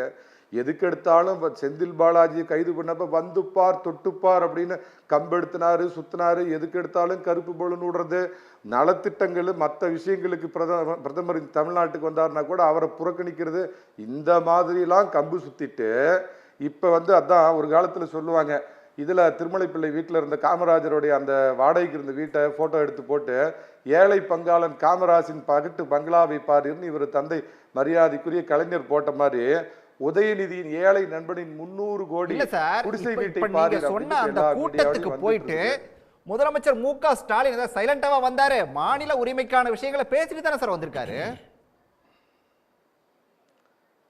எடப்பாடி பழனிசாமியும் போய் அமித்ஷா கிட்ட போய் மாநில உரிமைகளை பத்தி பேசிட்டு அரசியலும் பேசிட்டு வந்தாரு. அது உண்மைன்னு ஏத்துக்குங்க, இதையும் நாங்க உண்மைன்னு ஏத்துக்கிறோம். 3 வருஷமா ஏன் சார் போகல? 3 வருஷமா எதுக்கும் போக மாட்டோம். அந்த விஷயத்தை தான் வன்னியரசு கேட்கிறாரு. எல்லாரும் கேட்டது என்னன்னா, இவர் போனது வெளிப்படையா போனாரு. நான் இந்த கூட்டத்துல கலந்துக்க போறேன் அப்படின்னு சொல்லிட்டு வெளிப்படையா போனாரு. ஆனா எடப்பாடி பழனிசாமி அப்படி போகாம நான் கட்சி அலுவலகத்தை பார்வையிட போறேன்னு சொல்லிட்டு ஃபர்ஸ்ட் தம்பிதுரையோட காரு, அடுத்து ஒரு காருன்னு அதுக்கு எடப்பாடி பழனிசாமி ஒரு உலகத்தை கொடுத்துருக்காரு. எதிர வேணாலும் போ, நடந்து கூட போவோன்னு சொல்லிருக்காரு. அதுதான் ஏன் அப்படி சொல்லாம கட்சிக்காரங்களுக்கு கூட சொல்லாம எதுக்காக போனாருங்கிற கேள்வி தானே எழுப்புறாங்க இவங்க. என்ன முன்னாடியே சொல்லிட்டு கட்சிக்காரங்கிட்ட மீடியாட்டெல்லாம் சொல்லி பர்மிஷன் வாங்கிட்டு போகணும்னு ஏதாவது இருக்குதா? போனாரு, சந்திச்சாரு. நான் அடுத்த நாள் உங்களுக்கு ப்ரெஸ்ஸை சந்திக்கிறேன்னு சொல்லி வெளிப்படையாக ப்ரெஸ்ஸை சொன்னார். ராஜா, இது திசை திருப்பி வேற பக்கம் போக வேண்டாம். 3 வருடமா தமிழக நலன் உங்களுக்கு தெரியலையா? இந்திய நலன் உங்களுக்கு தெரியலையா? நிதி சிக்கல் உங்களுக்கு தெரியலையா? மற்ற பிரச்சனைகள் தெரியலையா? எதுக்கு எடுத்தாலும் மாநில சுயாட்சி, மத்தியில் கூட்டாட்சி, டீலிமிட்டேஷன் பண்றாங்க, இந்திய திணிக்கிறாங்க. இந்த அரத பழசான அந்து போன ரீலையே எத்தனை நாள் ஓட்டிக்கிட்டு இங்க பிஜேபிக்கு எதிராக இந்தியாவிலேயே நான் தான் ஆகச்சிறந்த எதிர்ப்பாளர்னு காமிச்சிட்டு நிதி சிக்கல், உதய நிதி சிக்கல் வந்த உடனே டெல்லிக்கு ஃபிளைட் பிடிச்சது எதுக்குன்னு தான், எந்த நேரத்தில் போனீர்கள்? அதுதான் கேள்வி. ஆட்சிக்கு இன்னும் பாத்தீங்கன்னா நேத்து ஒரு அமாவாசை முடிஞ்சு போச்சு, இன்னும் 8 அமாவாசை தான் பாக்கி இருக்கிறப்ப நீங்க இந்த அமாவாசை கணக்க விடவே இல்ல சார். நிதி ஆயோக் முதலமைச்சர் ஆக மாட்டாரு நீங்க. இல்ல இந்த அமாவாசை கணக்கு என்ன விடவே இல்லையே. அதனால என்ன பிரச்சனைங்க? அமாவாசை எண்ணிட்டு இருக்கிறோம். இந்த இருண்ட ஆட்சி போகணும், அதுக்கான அமாவாசை உதாரணத்தை சொல்றேன். எந்த காலத்தில் போனீர்கள்னா 8 மாசம் தான் ஆட்சி இருக்குது. நீங்க இதை முன்னாடி போன வருடம் போயிருந்தா, இல்ல பிரதமர் நலத்திட்டங்களை இங்க தொடங்குறதுக்கு வந்தப்ப போய் பிரதமர்கிட்ட பினராயி விஜயன் அவரோட ஒரு எதிர்ப்பாளர் இருக்க முடியுமா சார்? அவர் நலத்திட்டங்களை பிரதமர் தொடங்குறப்ப போய் இன்முகத்தோட கூட நின்று தொடங்கி வைக்கிறார். அதுக்கெல்லாம் கம்பி சுத்தினீங்க. அதை விட முக்கியம் சார், உங்க கொள்கை எதிரி இலகணேசன். இலகணேசன் வீட்டுக்கு மரியாதைக்குரிய முதலமைச்சர் ஸ்டாலினுடைய மனைவி போய் இலகணேசன் காலில் விழுந்து கும்பிடுறதுக்கு கொள்கை எதிரி, சித்தாந்த எதிரி எந்த கம்யூனிஸ்டுக்காராவது போய் பிஜேபி இலகணேசன் வீட்டில் போய் இந்த மாதிரி காலை தொட்டு கும்பிடுவாங்களா? இதுக்கு என்ன பண்பாடு இதெல்லாம் சொல்ல போறீங்க? உங்க கொள்கை எதிரி, சித்தாந்த எதிரி, கனவுல கூட எதிரி, நைட்டு 12 மணிக்கு அடிச்சு எழுப்பி யார் எதிரின்னு கேட்டா கூட பிஜேபி எதிரி. இப்ப மட்டும் ஏன் சார் போய் இலகணேசன் வீட்டில் போய் காலில் விழுவுறீங்க? இது கேட்டா தமிழர் பண்பாடு, திராவிட கலாச்சாரம், அந்த கலாச்சாரம்னு ஏதாவது கம்பு காதுல வாழைப்பூ சுத்துவீங்களா? முழுக்க சரி, முழுக்க தலைக்கு கேட்டுருவோம். மேல தண்ணி போயிடுச்சு. தான் பையனுக்கு எங்க மணி சிசோடியா நிலைமை ஏற்பட்டுருமோங்கிற Right. பயத்தில் டெல்லி பிளைட் போய் இருக்கிறாரு மு க ரைட் ஸ்டாலின் ரைட் அவர். ரைட் பயத்துல தான் யாழ்கிட்ட பதில கேட்கணும். யாழ்கிட்ட கேட்கணும். பயத்துல தான் முதலமைச்சர் டெல்லி போனாரு அப்படின்னு சொல்லிட்டு ஒரு குற்றச்சாட்டை முன்வைக்கிறாரு. ஃபர்ஸ்ட் அந்த பயத்தை பத்தி பேசிடலாம். எனக்கு இதுல என்ன தெரியுதுன்னா, இது பிஜேபியோட கூட்டணி வச்சிருக்கிறது வந்து அதிமுக தானே. அவங்களே அவங்க கூட்டணி கட்சியை இவ்வளோ அசிங்கப்படுத்திட்டே இருக்காங்க. ஏன்னா மக்கள் வந்து பிஜேபியை ரொம்ப தீவிரமா எதிர்க்குது. பிஜேபி தமிழ்நாட்டு மக்களை வந்து வஞ்சிச்சுட்டே இருக்கு, மக்களுக்கு விரோதமா செயல்படுதுன்னு மக்களுக்கு தெரியுது. தெரிஞ்சும் நீங்க போய் கூட்டணி வச்சுட்டீங்க, அதுக்கப்புறமும் ஏன் இவ்வளோ அசிங்கப்படுத்திட்டு இருக்கீங்க அப்படின்ற கேள்வி எனக்கு முதல் கேள்வி. ரெண்டாவது கேள்வி வந்து 27ஆம் தேதி நீத்தி ஆயோக் நீத்தி ஆயோக் 23ஆம் தேதி ஜட்ஜ்மெண்ட் வருது சார். அதுக்கப்புறம் தான் வந்து சிஎம் வந்து நீத்தி ஆயோக் அதுக்கப்புறம் தான் போறாங்க. ஜட்ஜ்மெண்ட் வந்ததுக்கு அப்புறம் என்ன பயத்தோட நாங்கள் வந்து போகணுன்ற அவசியம் எங்களுக்கு புரியல. இது வந்து பேசிக் காமன் சென்ஸை வச்சு யாராவது இந்த டேட்டை பார்த்தாலே அவங்களுக்கு தெரிஞ்சிடும். ஜட்ஜ்மெண்ட் வந்ததுக்கு அப்புறம் தான் வந்து சிஎம் அவங்க வந்து நீத்தி ஆயோக் மீட்டிங்க்கு போகிறாங்க. இன்னொரு முக்கியமான விஷயம், இவங்க வந்து கவர்மெண்ட் எப்படி ஒரு இடி இந்த சிபிஐ இது எல்லாமே பார்த்தோம்னா ஒரு கான்ஸ்டிடியூஷனல் இன்ஸ்டிடியூஷன்ஸை வந்து இவங்க வந்து ஒரு பர்சனலாக அவங்க பொலிட்டிக்கலுக்காக வந்து யூஸ் பண்ணுறாங்கல்ல, அதே மாதிரி இந்த நீத்தி ஆயோக் மீட்டிங்கையும் இவங்க வந்து என்டிஏ மீட்டிங் அப்படின்ட்டு நினைச்சிட்டு தான் அவங்க இப்படி பேசுறாங்கன்னு நினைக்கிறேன். நாங்கள் வந்து தமிழ்நாட்டு முதலமைச்சர் வந்து என்டிஏ மீட்டிங்க்கு போகல, நீத்தி ஆயோக் மீட்டிங்க்கு போனாங்க. 16th ஃபினான்ஸ் கமிஷன் வந்து தமிழ்நாட்டுக்கு அந்த டீமோட வந்தப்ப நம்ம இதே கோரிக்கையை வச்சோம். இப்போ ஒவ்வொரு மாநிலமும் நாங்கள் கொடுக்குற அந்த டேக்ஸ் கலெக்ஷன்லேருந்து சென்டர்லேருந்து நீங்கள் திருப்பி கொடுக்கும்போது ஒவ்வொரு மாநிலத்துக்கும் 50 விழுக்காட்டு டேக்ஸை வந்து நீங்கள் திருப்பி கொடுக்கணுன்றது ஃபினான்ஸ் கமிஷனுக்கு வச்சோம். அந்த ஒரு பிளாட்ஃபார்மில் வச்சாச்சு. இன்னொரு பிளாட்ஃபார்ம் என்ன அப்படின்னு பார்த்தோம்னா நீத்தி ஆயோக்ன்ற பிளாட்ஃபார்ம். அங்கேயும் போய் முதலமைச்சர் அவர்கள் பேசிய என்ன விஷயங்கள் பார்த்தோம்னா மாநில சுயாட்சியை பற்றி பேசியிருக்காங்க. அது ரொம்ப முக்கியமான ஒரு காலகட்டத்தில் இருக்கும் சார். இப்போ வந்து தமிழ்நாடு மட்டும்தான் மாநில சுயாட்சி பேசுதானா? கிடையாது. நம்ம ஒரு விஷயத்தை பேசி நம்ம மற்ற மாநிலத்தில் இருக்க முதலமைச்சர்களும் அதை ஃபாலோ பண்ணி இன்னைக்கு பேசிட்டு இருக்காங்க. வாங்க சேர்ந்து எல்லாரும் செயல்படலாம்னா எல்லா மாநிலத்தோட ஸ்பெசிஃபிக்லி இந்த ரீஜனல் பார்ட்டிஸ் இருக்காங்களா, அந்த முதலமைச்சர் அவர்கள் எல்லாருமே வந்து தமிழ்நாட்டுக்கு வராங்க. இங்கே ஒரு டிஸ்கஷன் நடக்குது. ஸோ அந்த மாநில சுயாட்சின்னு தமிழ்நாடு மட்டும் பேசிட்டு இருந்த ஒரு காலகட்டம் போய் இன்னைக்கு மற்ற மாநிலத்தையும் பேச வச்சிருக்கோம். அப்படி இருக்கிறப்போ ஒரு நேஷனல் பிளாட்ஃபார்ம்ல போய் இந்த ஸ்பெசிஃபிக்கா இந்த ஃபினான்ஸ் விஷயத்துலையுமே வந்து ஒவ்வொரு மாநிலத்துக்கும் இந்த ஃபினான்ஷியல் இண்டிபெண்டன்ஸ் வேணும்னு கேட்கறதே வந்து ஒரு பெரிய ஸ்டேட்மெண்ட் இந்த கோஆபரேட்டிவ் ஃபெடரலிசம்ல அப்படின்னு தான் நம்ம எல்லாருமே பார்க்கணும். மேபி அதிமுக காரங்களுக்கும் பிஜேபி காரங்களுக்கும் இந்த மாநில சுயாட்சியோ சுயமரியாதையோ எதுவும் புரியாது. என்னைக்காவது ஒரு வாட்டியாவது இபிஎஸ் அவர்கள் வந்து மாநில சுயாட்சிக்காகவோ தமிழ்நாட்டு மக்களோட உரிமைக்காகவோ என்னைக்காவது பேசியிருக்காங்கன்னா கிடையாது. இவங்க சொல்றாங்கல்ல, நாங்க வந்து கார்ல போவோம், நடந்து போவோம், நாங்க தவழ்ந்து போகாதீங்கன்னு தான் சொல்றோம். நம்மளோட துணை முதலமைச்சர் அசம்பிளியில சொன்னது ஒரே விஷயம், நீங்க எந்த கார்ல வேணாலும் போங்க, கமலாலயத்துக்கு போயிடாதீங்கன்னு சொன்னோம். அதே தான் நாங்க இப்பயும் சொன்னோம். பிரச்சனை அவர் போனது கிடையாது. இங்கேருந்து போறப்ப நாங்கள் வந்து கூட்டணி பற்றி பேசுறதுக்கு போகலன்றாரு. திருப்பி வந்ததுக்கு அப்புறம் நாங்கள் கூட்டணி பற்றி டிஸ்கஸே பண்ணலன்னு சொல்றாரு. நான் வந்து யாரையுமே நான் மீட் பண்ண போகலன்னு சொல்றாரு. ஆனால் அன்னைக்கு நைட்டு 8 மணிக்கே போய் அமித்ஷா அவர்களை மீட் பண்றாங்க. போன ஜூன் மாதம் தான் சொல்றாரு நாங்கள் கூட்டணி வச்சுக்க மாட்டோம்னு. இன்னும் ஒரு வருஷம் கூட ஆகல, அது கூட கூட்டணி வச்சுக்கிட்டாங்க. அவ்வளோ ஸ்ட்ராங். அதுவும் வந்து எந்த நிபந்தனையும் இல்லாத ஒரு கூட்டணி வச்சிருக்காங்க. ஒரு நிபந்தனை கூட உங்களால வைக்க முடியல உங்க கூட்டணி கட்சி கூட. தமிழ்நாட்டு மக்கள் அவ்வளோ பிரச்சனைகள்ல இருக்காங்க அப்படின்னு தெரியறப்ப முடிச்சிரட்டும் நீங்க கேட்கலாம். அவ்வளோ பிரச்சனைகள் அன்னைக்கு பேச தெரிஞ்சவருக்கு நீட் பிரச்சனைலாம் தமிழ்நாட்டில் இருக்கு, தமிழ்நாட்டு மக்களுக்கான வரி பணம் இங்க வரமாட்டேங்குதுன்ற பிரச்சனை எல்லாம் தெரிஞ்ச அவருக்கு, அன்னைக்கு தெரிஞ்ச அவருக்கு இன்னைக்கு ஒரு கூட்டணி வைக்கிறப்ப எந்த ஒரு நிபந்தனையும் இல்லாம நீங்க கூட்டணி வைக்கிறீங்கன்னா தமிழ்நாட்டு மக்கள் மேல உங்களுக்கு வந்து சுத்தமா உங்களுக்கு வந்து அக்கறை இல்லை அப்படின்றது தான் வந்து இந்த விஷயத்துல வந்து வெளிப்படுறதா நான் பாக்குறேன் சார். இல்ல அவர் மணிகண்டன் திரும்ப சொன்ன விஷயங்கிறது வந்து திமுக போய் சரண்டர் ஆயிட்டாங்க அப்படிங்கிறது தான் கிட்டத்தட்ட. இல்ல சரண்டர் ஆறாங்க அப்படின்னா நாங்க போய் அந்த இடத்துலயும் பிஜேபிக்கு வந்து அலர்ஜியா இருக்கிற ஒரு விஷயம் மாநில சுயாட்சின்ற ஒரு விஷயம், நம்மளோட உரிமைகளுக்காக போராடுற ஒரு விஷயம். இப்ப இந்த ஃபினான்ஸ் கமிஷன்ல நமக்கு வந்து 42% வந்து தமிழ்நாட்டுக்கு எல்லா மாநிலத்துக்கும் வந்து அந்த வரேன் அவங்க முடிச்சிரட்டும் உங்ககிட்ட தான் வரேன். 42 விழுக்காட்டு வந்து டாக்ஸ் வந்து ஒவ்வொரு மாநிலத்துக்கும் கொடுத்துட்டு இருந்தாங்க. அதை வந்து 41 மாத்துனாங்க பிஜேபி. அந்த 41 மாத்திரப்பையும் என்ன விஷயம் நடந்ததுன்னா, மோடி அவர்கள் வந்து ஃபினான்ஸ் கமிஷனோட தலைவரை வந்து டைரக்டா ஒரு அஃபிஷியல் மீட்டிங்கா இல்லாம அன்அஃபிஷியலா போய் சந்திச்சு அது 30 விழுக்காட்டா மாத்துங்க, கம்மி பண்ணுங்கன்னு ஒரு கோரிக்கை வச்சிருக்காரு. அதை அந்த தலைவர் இன்னைக்கு வெளிப்படையா ஓப்பன் ஃபோரம்ல சொல்லிட்டார். அப்ப மாநிலத்தோட உரிமையை வந்து நீங்க வந்து கம்மி பண்றதுக்கு எல்லா இல்லீகலா பேக்டோர் என்ட்ரி வழியா எல்லா ஆப்ஷன்ஸும் எடுத்து நீங்க செஞ்சுட்டு இருக்கிறப்ப ஒரு நேஷனல் பிளாட்ஃபார்ம்ல போய் எங்களுக்கு நீங்க 50 விழுக்காட்டு வேணும் அப்படின்னு சொல்லி ஒரு முதலமைச்சர் அவர்கள் தைரியமா ஒரு முதலமைச்சர் இந்தியாவில் ஒரு முதலமைச்சர் போய் கேட்கிறாரு அப்படின்னா அதை வந்து ஐ திங்க் அதிமுகவுக்குமே இப்போ வந்து அந்த மாநில சுயாட்சி அதுக்கெல்லாம் வந்து அலர்ஜி வந்துருச்சு. அது பிஜேபியோட கூட்டணி ஒரு என்ன சொல்றது ஒரு பொலிட்டிக்கல் அலையன்ஸ்ல இருந்தாங்கன்னு நினைச்சேன். பட் என்னைக்கு அவங்க நீட்டுக்கு சைன் போட்டாங்களோ அன்னைக்கே அவங்க வந்து கொள்கை கூட்டணிக்கு போயிட்டாங்க. பட் இவ்வளோ கொள்கையில அவங்க ஆர்எஸ்எஸ் விட இந்த கொள்கையில இவ்வளோ ஊறி போயிருக்காங்க அப்படின்றது இந்த இதில் தான் எனக்கு புரியுது சார். இந்த விஷயத்தை நீங்க எப்படி பாக்குறீங்க? யாழ்னி வச்ச குற்றச்சாட்டை நீங்க எப்படி பாக்குறீங்க? அதாவது யாழினியை பொறுத்த வரைக்கும் சகோதரி யாழினி வந்து மாநில சுயாட்சிக்காக திராவிட முன்னேற்ற கழகம் நம்முடைய முதல்வர் தளபதி மு.க. ஸ்டாலின் குரல் கொடுக்குறாருலாம் சொல்கிறாங்க. 18 வருஷமாக இவங்க தான் மத்தியிலேயே ஆட்சியில் இருந்தாங்க, எல்லா ஆட்சியிலையும் அங்கம் வகித்தாங்க. அன்னைக்கெல்லாம் அவங்களுக்கு மாநில சுயாட்சி பற்றிலாம் தெரியல. கல்வி பொதுப்பட்டியலுக்கு போனது எப்போ போச்சு? காங்கிரஸ் ஆட்சி உங்கள் கூட்டணியில் இருந்த போது போச்சு. அது வந்து ஒரு எமர்ஜென்சி காலகட்டத்தில் எந்த காலகட்டத்தில் போனாலும் அது இன்னைக்கு வந்து கேஸ் போட்டிருக்கிறது திராவிட முன்னேற்ற கழகம். நீங்க கோட்டையை விட்டுட்டு இப்போ பாருங்க, இப்போ வந்து மின்சார கட்டணம் உயர்வு, சொத்து வரி உயர்வு கேளுங்க. மத்திய அரசாங்கம் சொன்னதுனால நாங்க ஏத்துறோம்ன்றீங்க. அதிமுக மத்திய அரசு சொல்லி அதுக்கு அதிமுக சரண்டர் ஆகி கையெழுத்து போட்டதுனால இன்னைக்கு ஏற்க வேண்டிய கட்டாய சூழல்ல இருக்கோம். நீட்ட நாங்க ஒத்துக்க மாட்டோம்னு சொல்றீங்கல்ல, அதே மாதிரி மக்கள் மேல சுமையான இந்த மின் கட்டணத்தை நாங்க ஏத்த மாட்டோம். இப்ப நீட்ட ஒத்துக்க நம்ம அதுக்காக எல்லா காலேஜ்லயும் அட்மிஷன் போடாம வச்சிருக்க முடியுமா? 5-10 வருஷமா வச்சிருக்க முடியுமா? இல்ல, அது சென்ட்ரல் கவர்மெண்ட் நடத்திட்டு இருக்காங்க. அது நீட் எக்ஸாம் நடக்குது.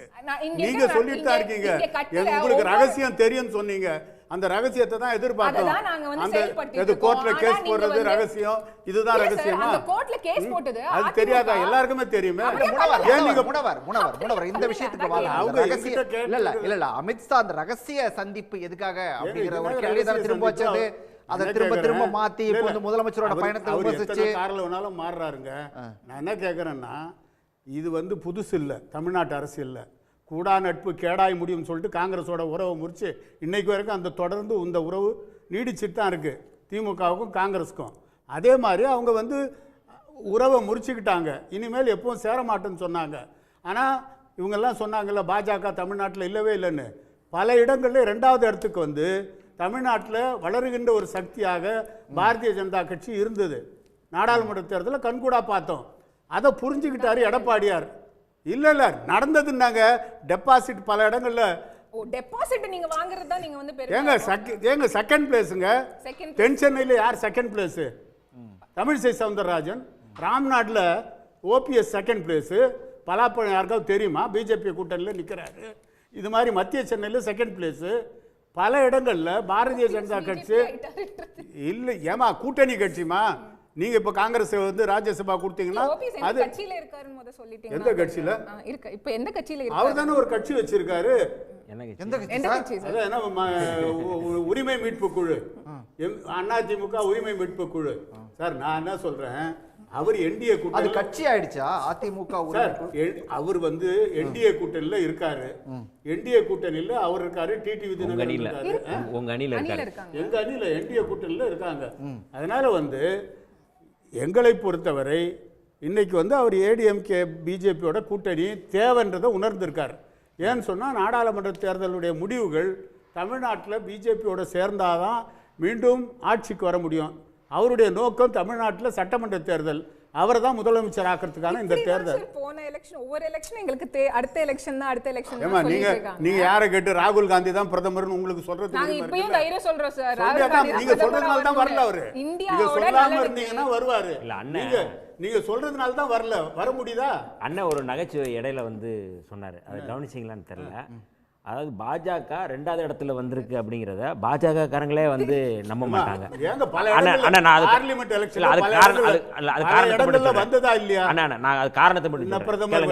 பாஜகல வேட்பாளர்கள் இல்ல.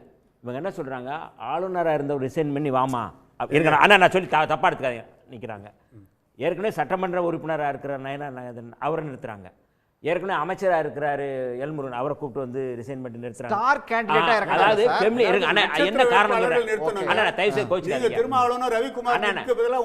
இல்லண்ணே இருங்க அண்ணா, நான் என்ன சொல்ல வந்தேன்னா இருங்க, ஃபெமிலியரா ஏற்கனவே ஆளுநரா ஃபெமிலியரா இருக்கிறாரு, ஏற்கனவே சட்டமன்ற உறுப்பினராக இருக்கிறாரு. இப்படி அமைச்சராக இருக்கிறாங்க, இணையமைச்சராக இருக்காங்க. ஆட்கள் இல்லாம ஆட்கள் வாக்குகளை இல்லாம எப்படியாவது இல்ல பெறணுங்கிறது. இல்ல அதை எப்படி நம்ம எப்படி ஆட்கள் இல்லாம நிறுத்துறாங்க நம்ம எடுத்துக்கணுமா? இல்ல வந்து ஒரு ஃபெமிலியர் ஃபேஸ் வெற்றி பெற்றா இல்ல மத்திய அதாவது அமைச்சர் ஆகலாம்ன்ற வெற்றி பெறணும் இல்ல, போட்டிட்டாங்க. கொஞ்சம் ஃபெமிலியரா நின்னா கொஞ்சம் கூடுதல் ஓட்டு வாங்கலாம் அப்படிங்கறத தவிர பாரதிய வேற ஜனதா ஒண்ணுமே கட்சி இல்ல. வேட்பாளர் தானே அவங்க நின்னது, வேற கட்சியில நின்னாங்க. தாமரை சின்னத்தை பார்த்தானே ஓட்டு போட்டாங்க மக்கள். அதனால எலெக்ஷன் ஜெயிக்கணும்னா கட்சிக்கு ஒரு ஸ்ட்ரக்சர் இருக்கணும், அதுக்கு வந்து ஆட்கள் இருக்கணும். அதுவே இல்ல உங்க கிட்ட. அது நீங்க சொல்லிட்டு இருக்கீங்க. இருந்த ஒரு கட்சியையும் உடைச்சு அந்த கட்சியோட ஸ்ட்ரக்சரையும் நாசம் பண்ணிட்டாங்க. எந்த கட்சியை நாங்க உடைச்சோம்? கம்ப்ளீட்டா வந்து நீங்க இன்னைக்கு கிரவுண்ட்ல போய் பாருங்க. நீங்க தமிழ்நாட்டுல எத்தனை கட்சி உடைச்சீங்க? என்னுடைய கருத்து தமிழ்நாட்டுல இல்ல, என்னுடைய கருத்து மட்டும் சொல்லிடுறேன். கம்யூனிஸ்ட் கூட வரல. பாஜகவையும் மணலி கந்தசாமி தலைமையில ஒரு கம்யூனிஸ்ட், முஸ்லீம் லீக் உங்க கூட வரல. எங்க கூட அலையன்ஸ் வராங்க. உங்க கட்சி கட்சியை உடைக்கிற அரசியல தமிழ்நாட்டுல கொண்டு வந்ததே திமுக. இல்ல அண்ணன் வந்து அண்ணன்ட்ட நான் ஒரு கேள்வி கேட்கிறேன். ஒரே ஒரு கேள்வி அண்ணன்ட்ட, தமிழ்நாட்டுல தமிழ் மாநில காங்கிரஸை விட பாஜக ஒன்றும் வலிமையா இல்ல, அதை ஒத்துக்குருவாரான்னு கேளுங்க. நான் என்ன சொல்றேன், கூட்டணி அதை மட்டும் சொல்லுங்க. உங்களோட திமுக வலிமையா இல்ல நான் சொல்றேன். இல்ல விடுதலை சிறுத்தை தான் வலிமை. இல்ல நான் சொல்றேன் இல்ல திமுக தான் வலிமையா இருக்கு, நீங்க சொல்லுங்க. அதே மாதிரி தான் நான் பாரதிய ஜனதா கட்சி தான் வலிமை. ஏன்னா மத்தியில ஆளுகின்ற கட்சி. இன்னைக்கு தமிழ்நாட்டு மக்கள் வந்து யாருங்க தமிழ்நாட்டுல சொல்றேன், தமிழ்நாட்டுல தான் நான் சொல்றேன். தமிழ்நாட்டுல வந்து இல்ல அவங்க ரெண்டாவது பிளேஸ் வந்திருக்காங்க. சரி அவர் ஒத்துக்கிட்டாரு, விட்டுருங்க. தமிழ்நாட்டுல பாஜக தான் வலிமையா இருக்கு. சரி ஓகே, வக்ஃப் பில்லும் நீங்க சப்போர்ட் பண்றீங்க. நான் என்ன கேக்குறேன், நீங்க வக்ஃப் பில் அந்த பில் எல்லாம் இல்ல பிஜேபி இந்த கூட்டணியில இருக்க ஒரு கட்சி கொண்டு வருது, முஸ்லிம்ஸ்க்கு எதிராக ஒரு பில்ல கொண்டு வராங்க, அத நீங்க வந்து அத வந்து சப்போர்ட் பண்றீங்கன்னு ஒரு கேள்விதான். எங்க தலைவர் சப்போர்ட் பண்ணி தானே ஓட்டு போட்டாரு தமிழ் மாநில காங்கிரஸ். அது கூட ஐயனாதன் சார் வரேன் பேசலாம், தொடர்ந்து பேசலாம். ஐயனாதன் சார், எடப்பாடி பழனிசாமி முன் வச்ச இன்னொரு கேள்வியை நம்ம கவனிக்கணும். அதாவது நாங்கள் பாஜகவோட கூட்டணி சேர்ந்துட்டோம் அப்படின்னு சொல்லிட்டு ஒரு கூட்டணி அமைஞ்சது அப்படின்னு சொல்லி சொன்ன உடனே திமுகவுக்கு ஏன் இவ்வளோ பயம் அப்படின்னு சொல்லி கேட்குறாரு. திமுக உண்மையிலே இதை பார்த்து பயப்படுதா, அப்படிதான் எடுத்துக்கணுமா? இல்லை, அதில் பயப்படுறதுனால என்ன ஆகிட போகுது? இவர் சொல்கிறதே அப்படியே வச்சுக்கிறாங்க. பயப்படுறதுனால என்ன ஆகிட போகுது? ஒதுக்கி ஓடிட முடியுமா திமுக கூட்டணி? அதெல்லாம் எதுவுமே கிடையாது. பாஜகவுக்கு இங்கே எவ்வளோ பெரிய ஸ்ட்ரென்த் இருந்தது, அது கூட்டணியில் இருந்ததுனால தான் எங்களுக்கு இந்த மாதிரி ஒரு தோல்வி ஏற்பட்டுச்சு அப்படின்ட்டு நான் ஒரு கிரீடத்தோடு அடைஞ்சிக்கிட்டு இருந்தேன் ஒரு எம்எல்ஏவா. இன்றைக்கி கிரீடம் இல்லாத அரசனாக நான் நடு ரோட்டில் நிற்கிறேன் அப்படின்னு சொன்னது அதிமுகவினுடைய பேச்சாளர் தானே. ஏன் சொன்னார்? செங்கோட்டையன் என்ன சொன்னார்? உங்களோட இருந்தோம்னாலே தொகுதிக்கு தொகுதி 40,000 50,000 சிறுபான்மையினருடைய ஓட்டை நாங்கள் இழக்கிறோம் அப்படின்னு சொன்னது யார்? செங்கோட்டையன் தானே. இப்படி அதிமுகலேருந்தே அவங்க என்ன சொன்னாங்க? இந்த மாதிரி பாஜக அப்படின்றது எங்களுக்கு ஒரு சுமை, மோடியினுடைய படத்தை கேட்டுக்கிட்டு நாங்கள் கிராமத்தில் போய்ட்டு ஓட்டு கேட்க முடியுமா அப்படிலாம் சொன்னவங்கலாம் அதிமுகவினர் தான். அப்போ அதிமுகவோட கூட்டணி வச்சது வந்துட்டு என்ன அப்படின்னோம்னா, அதிமுகவினருக்கு தான் அது பயந்தானே தவிர இன்னொரு கட்சிக்கு அது பயம் கிடையாது. ஏன்னா இது இவங்களுக்கு தான் பெரிய மைனஸ். அப்படி பாஜகவோட அதிமுக கூட்டணி வச்சது ஒரு பெரிய வெற்றி கூட்டணி அப்படின்னோம்னா, இதற்கு அப்புறமும் மெகா கூட்டணி அமைப்பேன் என்று சொல்லி பல்வேறுபட்ட கட்சிகளை நாடி நிற்கிறாரே எடப்பாடி, என்ன காரணம்? அப்போ இந்த ஒரு கட்சியோட கூட்டணி வச்சதுனால நீங்கள் ஒன்றும் ஜெயிச்சிட முடியாது. ரெண்டாவது இது எப்படியாப்பட்ட மைனஸ் அப்படின்றது அவங்களுக்கு தெரியும். ஒரே ஒரு கேள்வி, நாம என்னதான் நீங்க வந்து பாஜக கூட அதிமுக கூட்டணி வச்சது மைனஸ்னு சொல்லி சொன்னாலுமே கூட ஒன்னும் சேர்ந்தா அது ஒரு பிளஸ் தானே சார்?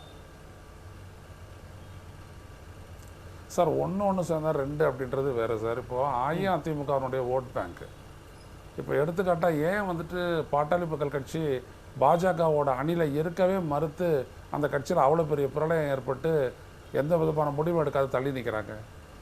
காரணம் என்ன? அது ஒரு ஒரு ஒரு வட தமிழ்நாட்டில் மட்டுமே இருந்தாலும் கூட அது ஒரு பலம் வாய்ந்த கட்சி பாட்டாளி மக்கள் கட்சி. ஆனால் அப்படி ஒரு பலம் வாய்ந்த ஒரு கட்சி, பலம் கொண்ட கட்சி அல்ல பாஜக. இப்போது எனக்கு முன்னாடி பேசுகிற அண்ணன் முனவர் பாஷா கூட சொன்னார், பல இடங்களில் வந்துட்டு அவங்க 2வது இடத்துக்கு வந்தாங்கன்னது. வந்த இடம்லாம் சொந்த செல்வாக்கு தான். தென் சென்னையை நான் ஒத்துக்கிறேன், ஓகே. மற்ற எல்லா இடத்துலையும் பார்த்தீங்க அப்படின்னோம்னா அது திரு ஓபிஎஸ்ஸாக இருந்தாலும், திரு டிடிவி தினகரனாக இருந்தாலும் சரி, வேறொரு திரு சண்முகமாக இருந்தாலும் சரி, இப்படியெல்லாம் அவங்களுடைய சொந்த செல்வாக்கு வாக்குகள் தான். அப்படி 2வது இடம் வரக்கூடிய அளவிற்கு பாஜகவுக்கு பலம் இருந்ததுன்னா 13 இடங்களில் ஏன் அவங்க டெபாசிட் எடுக்க போகிறாங்க? இதெல்லாம் ரொம்ப ஆச்சரியமான ஒரு விடயமா இருக்குது. அதனால் அதிமுக பாஜகவோட கூட்டணி சேர்ந்ததுனால திமுக பயப்படுறதுக்கு எதுவும் இல்லை. என்ன சொல்ல போனால் அது ஈஸி. ஒரு மதவாதத்திற்கு எதிராக அந்த பாஜக முன்னெடுக்கக்கூடிய மதவாத அரசியலுக்கு எதிராக தான் தமிழ்நாட்டு மக்களுடைய உளவியலே இருக்குது. அதனால தான் 40க்கு 0 தமிழ்நாடு புதுச்சேரியிலும், இல்லாட்டி அது மாதிரி வராது. எனவே நாம் ஒன்று புரிஞ்சுக்கணும், அவர் எல்லாமே அரசியலுக்காக பேசுகிறாரு ஒரே திரு எடப்பாடி அவர்கள். மக்களை சார்ந்து அவர் நின்று பேசலை. மக்களை சார்ந்து நின்று தான் அவங்க கூட்டணியை முறிச்சுக்கிட்டாங்க. இப்போ மக்களை சாராகுது என்று தான் கூட்டணியை அவங்க ஏற்றுக்கிட்டாங்க அந்த கூட்டணியை. வலிந்து திணிக்கப்பட்டது, இந்தி திணிப்பு மாதிரி அது ஒரு கூட்டணி திணிப்பு, அவ்வளவுதான். இதில் இருந்துட்டு அவங்க எஸ்கேப் ஆகிறது எப்படின்றதுக்காக தான் அவர் மற்ற கட்சிகளினுடைய கூட்டணி வாய்ப்புகளை வந்துட்டு எதிர்நோக்கி அவங்க இன்றைக்கி வேலை செஞ்சுட்டு இருக்கிறாங்க. பாஜக பத்தாது ஏன் நினைக்கிறாங்க அப்படி? பல இடங்களில் 2வது இடத்துக்கு வந்தது மாதிரி நம்ம அண்ணன் மனோகர் பாஷா சொன்ன மாதிரி பல இடங்களில் 2வது வரக்கூடிய அளவுக்கு பலம் பெற்ற ஒரு கட்சி வந்துருச்சு. நம்மளோட தென் மாவட்டங்களில் நம்ம தான் அதுக்கு மறுபடியும் பலம் வாய்ந்த சக்தியாக வந்துருவோம். இன்னொரு விஷயத்தையும் கவனிக்கணும். எடப்பாடி பழனிசாமி சொன்னது அப்படிங்கிறது வந்து கொள்கை அப்படிங்கிறது வேற, கூட்டணி அப்படிங்கிறது வேற. எங்களோட ஒரே நோக்கம் திமுக எதிர்ப்பு அப்படிங்கிறது மட்டும்தான். அதற்காக நாங்கள் யாரோட வேணாலும் சேருவோம், எத்தனை கட்சிகளை வேணாலும் நினைச்சுக்குவோம்னு சொல்றது, அதை எப்படி புரிஞ்சுக்கிறது அப்போ? இல்லைங்க, அது அவருடைய வசதிங்க, அது அந்த கட்சியினுடைய வசதி. நான் அதெல்லாம் எதுவுமே சொல்லலை. நீங்கள் யாரோட வேணாலும் கூட்டணி வச்சுக்கிறலாம், எப்படி வேணாலும் நீங்கள் வந்துட்டு சமரசம் பண்ணிக்கலாம். அதை பற்றி ஒன்றும் இல்லை. மக்கள் ஏற்பார்களா ஏற்க மாட்டார்களா? ஏற்பார்கள் என்றால் எந்த அடிப்படை, இல்லை என்றால் எந்த அடிப்படை அப்படின்றது தான் நம்ம ஊடகத்தில் விவாதிக்கிறோம். இதை தான் நீங்கள் கவனிக்கணும். மெயினாக அதானே. இப்போ இதே திரு எடப்பாடி பழனிசாமி வந்துட்டு அப்போல்லாம் நீங்கள் பாஜகவோட வச்சுட்டு இருந்தீங்களே, அப்போ கசந்துதா இனிச்சுதா அப்படிலாம் கூட கேட்குறாரு. அப்படியாப்பட்ட ஒரு கேள்வியெல்லாம் கேட்குறாரு. நான் என்ன சொல்ல வரேன், அதனால் பட்ட பாதிப்பு தான் திமுக மீது இன்றைக்கும் கூட ஒரு ரகசிய கூட்டணின்ற சொல்கிற மாதிரி இந்த சந்தேக பார்வை விழுந்தது அப்போ பாஜகவுக்கு முட்டு கொடுத்ததுனால தான். அதனால் அது பாஜக அப்படின்றது தமிழ்நாட்டில் வந்துட்டு ஒரு வேண்டா கட்சி, அது தேவையற்ற ஊறுகாய். எனவே அதை மறுபடியும் நாடுறீங்க அப்படின்னோம்னா அதுவே ஒரு பெரிய கட்சி அப்படின்னோம்னா நீங்கள் மெகா கூட்டணின்னு மேலும் விரிவடைய வேண்டிய அவசியமே உங்களுக்கு இல்லை. அப்போது பயப்பட வேண்டியது நீங்கள் தானே தவிர உங்கள் கட்சி கூட்டணி வேறு கொள்கை வேறு இதெல்லாம் வந்துட்டு ரொம்ப சொல்லிட முடியாதுங்க. ஒரு அளவுக்கு மக்கள் தான் கொண்டு போகலாம். நீங்கள் கூட்டணி வேறு கொள்கை வேறு இப்படிலாம் சொல்லவே கூடாது. அது ஓரளவுக்கு தான் ஏற்றுக்குவாங்க மக்கள்.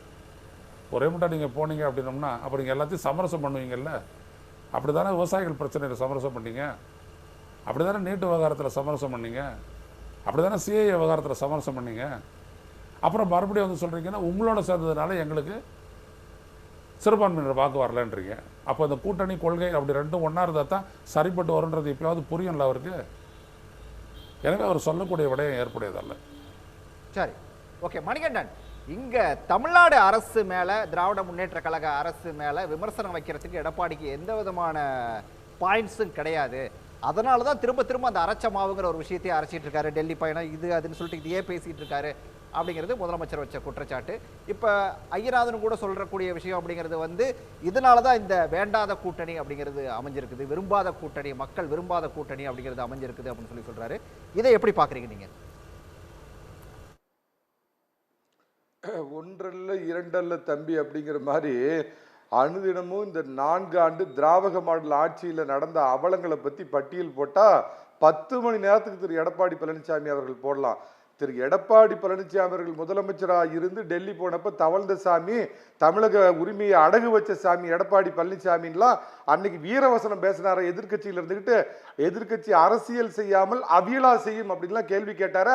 4 வருஷம் கம்பு சுத்திட்டு கருப்பு பலூன் விட்டுட்டு இப்ப எதுக்கு ஐயா போனீங்க? போனதுக்கான நோக்கம் என்னன்னா, ஐயநாதனுங்க சம்பந்தமே இல்லாத பாஜக வேண்டாத கட்சி கூட்டணிக்கு போலாம். ஐயா டெல்லி எதுக்கு போனார்? அதான் கேள்வி. இப்ப டெல்லி போனதை பத்தி பேசுங்க அப்படின்னா பாஜக எடப்பாடி பழனிசாமி நீங்க உங்க எடப்பாடி அவங்க வந்து என்னைக்காவது டெல்லிக்கு போய் மாநில உரிமையை பத்தி பேசிருக்காரா? நீங்க பேசுறப்ப நான் குறுக்க பேசல, நீங்க பேசுறப்ப நான் குறுக்க பேசல, அமைதியா இருங்க. நீங்க உங்க டேடு வரப்ப பேசுங்க. அதுதான் இப்ப கேள்வி. 4 வருஷமா டெல்லி பக்கம் திரும்பி போகாத முதலமைச்சர் அவரு இப்ப உதய நிதிக்கு சிக்கல் வந்த உடனே நிதி ஆயோக் கூட்டத்துக்கு எதுக்கு போனார் அப்படிங்கிற கேள்விக்கு பதில் இல்ல. அத பாஜக சார் அத தெளிவா சொல்லிட்டாங்களே சார், ஜட்ஜ்மென்ட் அதுக்கு முதல்லயே வந்துருச்சு. ஏன் இல்ல இல்ல ஏன் பதறீங்க? அமைதியா இருங்க. நீங்க பேசுறப்ப நான் குறுக்கிட்டா? ஆட்டோ பஸ் பேசுறீங்க. பண்டாரம் ஒரு பரதேசின்னு மீடியால சொல்லிட்டு வந்து உட்கார்ந்துட்டு போய் பேசிட்டு இருக்கறப்ப நீங்க உங்க டர்ன் வரப்ப நான் போய் பேசுறேன்னு சொல்லுங்க. ஏன் பதறீங்க? இதான் எதிராளியை பேச விடாத இல்ல, ரொம்ப அப்பதான் நீங்க cut பண்ணி கீழமைத்தனமான அப்படியே இது WhatsApp வேலை. forward தயவு use செஞ்சு உங்க பண்றதுக்கா டர்ன் வரப்ப பேசுங்க. உங்க டர்ன் வரப்ப பேசுங்க. ஆட்டோ பஸ் பண்டாரம் பரதேசின்னு சொல்லிட்டு ஜெயலலிதா கூட்டணியை முடிச்ச உடனே போய் ஃபுட்போர்ட்ல தொங்கிட்டு பிஜேபியோட பாபர் மசூதி இடிச்ச பின்பு குஜராத் கலவரம் நடந்த பின்பும் 1.5 வருஷம் அந்த மந்திரி சபையில உட்கார்ந்துட்டு இப்ப மோடியை நியாயப்படுத்தி பேசிட்டு பதவி சுகத்தை அனுபவிச்சுட்டு கச்சத்தீவை விட்டு கொடுத்து காவிரியோட உரிமையை சட்டமன்றத்திலேயே விட்டு கொடுத்து 1.5 லட்சம் தமிழர்களை பலி கொடுத்ததுக்கு மௌன சாட்சியா இருந்து 1.5 லட்சத்து பேரை பழி வாங்கின ராஜபக்சே வீட்டுல போய் திருமாவளவனும் கனிமொழியும் விருது சாப்பிட்டுட்டு பரிசு புட்டி வாங்கிட்டு இத்தனை உரிமை விட்டு கொடுத்தவங்க எடப்பாடி பழனிசாமி முதலமைச்சரா இருக்கிறப்ப எந்த மாநில உரிமையை விட்டு கொடுத்துட்டாரு? ஏன்னா அமித்ஷா இந்த தோல்லையும் டெல்லி இவர் மோடி இந்த தோல்லையும் உட்காந்து விட்டு கொடுத்துட்டாங்களா உரிமையை? அந்த காலத்திலேயே மத்தியில ஆட்சியில் இருந்த காங்கிரஸுக்கு பயந்துக்கிட்டு 117 சீட்டு சரிபாதின்னு விட்டு கொடுத்தவங்க நீங்க.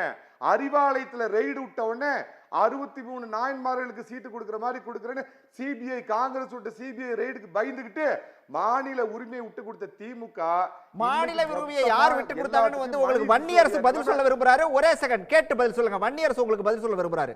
இல்லை இவரே அரைச்சமாவது தான் அரைச்சிட்டு இருக்கிறாரு. இப்போ வந்து இலங்கையில் 1.5 லட்சம் பேர் படுகொலை செஞ்சுருக்கிறாங்க அப்படின்னா அந்த படுகொலையின் போது அதிமுக என்ன பண்ணிச்சு? அந்த படுகொலையின் போது என்ன பண்ணாங்க? ஜெயலலிதா அம்மையார் வந்து பிரபாகரன் வந்து தூக்குல போடுன்னு தீர்மானம் ஏற்றினாங்க. அண்ணா கொஞ்சம் இருங்கண்ணே, கொஞ்சம் இருங்க. நீங்கள் தான் எல்லாம் பார்சல் ரெடி பண்ணி கொடுத்தீங்களா? நீங்கள் தான் எல்லாம் சரக்கெல்லாம் வந்து பார்சல் பண்ணி ரெடி பண்ணி கொடுத்தீங்களா? அதை ஏதாவது சொல்லுங்களேன். அந்த வேலை எதுவும் செஞ்சீங்களா? நாங்கள் வெளிப்படையா என்ன கொடுத்தாங்க? என்ன ஒரு அரசு முறை பயணம், இங்க பாருங்க, ஒரு அரசு முறை பயணம் அங்கே நடந்த 2009 நடந்த இனப்படுகொலைய நாடாளுமன்றத்தில் பேசும்போது எங்களுடைய தலைவர் எழுச்சி தமிழர் அவர்கள் பேசும்பொழுது வெளிப்படையாக சொல்றாரு, இது இந்திய அரசினுடைய துரோகத்தால் நடந்ததுன்னு சொல்லி அங்கே பேசுறாரு. அதை பேசுறதுக்கு எடப்பாடிக்கு துணிச்சல் இருக்கா? ஆடிட்டர் குருமூர்த்தி காலில் போய் விழுந்துட்டு போய் அங்கே போய் பேரம் பேசுகிற கும்பல் நாங்கள் இல்லை. ஆடிட்டர் குருமூர்த்தி காலை கழுவுற கும்பல் நாங்கள் இல்லை. அது நீங்கள், அது எங்ககிட்ட அதை வச்சுக்காதீங்க. நாங்கள் வந்து வெளிப்படையாக வந்து இனப்படுகொலை கண்டித்து நாடாளுமன்றத்திலே பேசிய சிறுத்தைகள் நாங்கள். சும்மா நீங்க வந்து அரைச்சமாவே அரைச்சிட்டு இருக்காதீங்க. அங்க என்ன நடந்ததுன்னு தெரியும். நாடாளுமன்றத்தில் வந்து வெளிப்படையா பேசினாரு. நீங்க வந்து அங்க என்ன நடந்ததுன்னு தெரியல. நீங்க வந்து ஒரு நாடாளுமன்ற குழு அனுப்பணும்னு சொல்லி சொல்றாங்க. அந்த வேலையை நாங்க வந்து செஞ்சோம். அரசு முறை பயணமா போனோம். அங்க வந்து ராஜபக்சே சொல்றாரு, கொஞ்சம் அமைதியா இருங்க மிஸ்டர் மணிகண்டன், கொஞ்சம் அமைதியா இருங்க, நான் பேசுறதுக்கு அப்புறம் நீங்க பேசுங்க. அங்க சொன்னார் ராஜபக்சே, திருமாவளவன் வந்து யுத்தத்தின் போது வந்து அங்க இங்க இருந்து பிரபாகரனோட இருந்து அவரையும் கொன்றுப்போம் சொல்லி சொன்னாரு. அப்படிப்பட்ட கட்சி எங்க கட்சி. சும்மா வந்து தவழ்ந்து போய் முதலமைச்சர் ஆகலை. நாங்கள் காலில் விழுந்து முதலமைச்சர் ஆகலை. குருமூர்த்தி காலில் விழுந்து நாங்கள் முதலமைச்சர் ஆகலை. நாங்கள் இன்றைக்கும் வந்து அந்த ஆர்எஸ்எஸ் கொள்கையில் சமரசம்லாம் நிற்கிறவங்க. நாங்கள் மோடியை எதிர்க்கிறவங்க, ஆர்எஸ்எஸ் எதிர்க்கிறவங்க, ஆர்எஸ்எஸ் காந்தியை படுகொலை செய்த கும்பலோட இணக்கமாகிற நீங்கள் இல்லை நாங்கள். அதனால் இதை பற்றி நீங்கள் பேசாதீங்க. இனப்படுகொலை பற்றி பேசாதீங்க. இனப்படுகொலையின் போது நீங்கள் வந்து என்ன பண்ணீங்கன்னு மட்டும் சொல்லுங்கள். இனப்படுகொலை நடந்துச்சு என்ன பண்ண? நாங்கள் வந்து உண்ணாவிரதம் இருந்தோம். எங்களுடைய தலைவர் உண்ணாவிரதம் இருந்தாங்க. சாகுமுறை உண்ணாவிரதம் இருந்தோம். போராட்டம் நடத்தணும். இவ்வளெல்லாம் செஞ்சுட்டு இருக்கிறோம். சும்மா நீங்கள் வந்து கச்சத்தீவு பற்றி பேசிட்டு இருக்கீங்க. கச்சத்தீவின் போது என்ன நடந்துச்சு? ஏன் இவ்வளோ காலம் வந்து அதிமுக இருந்துச்சு, இவ்வளோ காலம் பாஜக இருந்துச்சு? இப்போ கூட மீட்கலாம்ல. அங்கே போய் இப்போ போய் வந்து அனுரா திசநாயகாவோட ஒப்பந்தம் போடுறாங்க. ஏதாவது வாய் இருக்குங்களா பேசுறதுக்கு? அனுரா திசநாயகா கூட ஒப்பந்தம் போடும்போது அங்கே கச்சத்தீவை மீட்கணும்னு ஏதாவது சொல்லுங்களேன். அதை பற்றி பேசுனீங்களா? எதுவுமே பேசலை. சும்மா வந்து ஏதோ அரைச்சமாக அரைக்கணுங்கிறதுக்காக வந்து இந்த மாதிரி விவாதங்களை பேசுறத போது நிறுத்துங்க. உங்களுக்கு கண்டென்ட் இல்லைன்னா வேற ஏதாவது பேசுங்க மணிகண்டன். சும்மா சோதனை மேல் சோதனை, பாட்டை பாடுறது, வேற ஏதாவது பேசுறது, இதெல்லாம் வந்து விவாதத்துக்கெல்லாம் பொருந்துமா? ஏதாவது சொல்லுங்க. அதாவது வந்து அத்து போனது, இந்தி எதிர்ப்பு அருந்து போனதுன்றாரு, அத்து போனதுன்றாரு. ஒரே நாடு ஒரே மொழி, இது அத்து போனதாங்க? இந்து ராஷ்டிரம் படைப்பது, இந்தி மொழியை திணிப்பது, இது அத்து போனதா? நீங்கள் இது வந்து இந்தி மொழி வந்து திணிக்கிறது இல்லையா? இது 3 மொழி தேசிய கல்விக் கொள்கையை வந்து நீங்கள் வந்து நடைமுறைப்படுத்தினாதான் நிதி தரம் சொல்கிறாங்க. இது இந்தி திணிப்பு இல்லையா? கொஞ்சம் கூட உங்களுக்கு வெக்கமே இல்லையாங்க? நீங்கள் வந்து பேசுகிறீங்க தேசிய கல்விக் கொள்கையை பற்றி, நீங்கள் வந்து என்ன சொல்கிறீங்க? அப்போ இது வந்து அத்து போனதா? இது ஏதாவது படிச்சுட்டு வாங்கங்க. சும்மா வந்து அறவேக்காட்டுத்தனமா உட்காந்துக்கிட்டு ஏதாவது உளறிக்கிட்டு இருக்காதீங்க. பதில் கச்சத்தீவை மீட்கிறதுக்கு முன்னாள் முதலமைச்சர் செல்வி ஜெயலலிதா உச்சநீதிமன்றத்தில் வழக்கு போட்டிருக்கிறாங்க. 18 ஆண்டுகள் எல்லாம் மன்மோகன் சிங், வாஜ்பாய், தேவகவுடா ஒருத்தர் கூட இல்லாம அத்தனை பேரோட பிரதமர் கீழையும் மந்திரி சபையில உட்காந்துட்டு கருணாநிதி முடியாத வயசுல வீல் சேர்ல பிளைட் ஏறி போய் மருமகனுக்கு மந்திரி பதவி வாங்க போனாரா? அப்ப மாநில உரிமையா வன்னியரசு அமைதியா நான் முடிச்சிடுறேன். அப்ப போய் நீக்காம எப்பப்பெல்லாம் எதிர்த்து சார் என்ன பேச விட சொல்லுங்க. பாயிண்ட் இருக்கா இல்லீங்களா? பாயிண்ட பேசுங்க. வீல் சேர்ல போறது வந்து அவர் முதுமையை போறாரு. பாயிண்ட பேச விடுங்க. நான் அது தவறு சொல்லல. அப்ப அதுக்காக போனார். அவ்வளவு வயதானவர் முதியவர் அதுக்கு போனாரு. அப்ப UPA 1 UPA 2 எங்களால தான் அந்த கவர்மெண்டே நடக்குதுன்னு திமுக மாறு தட்டிச்சு. அப்ப மாநில உரிமை மீட்கிறது எப்பெல்லாம் எதிர்க்கட்சியில உட்காருங்களோ அந்த அந்த போன இதே உங்க பொழப்பா போச்சு. நான் ஒண்ணு கேக்குறேன். 96 முடிச்சிடுறேன். என்ன பேச விடுங்க. என்ன ஆடிட்டர் குருமூர்த்தி பத்தி பேசுறீங்களா? என்ன பேச விடுங்க சார். என்ன பேச விட சொல்லுங்க ராஜா. என்ன பேச விட சொல்லுங்க. இல்லையா அதை பேசுவதற்கு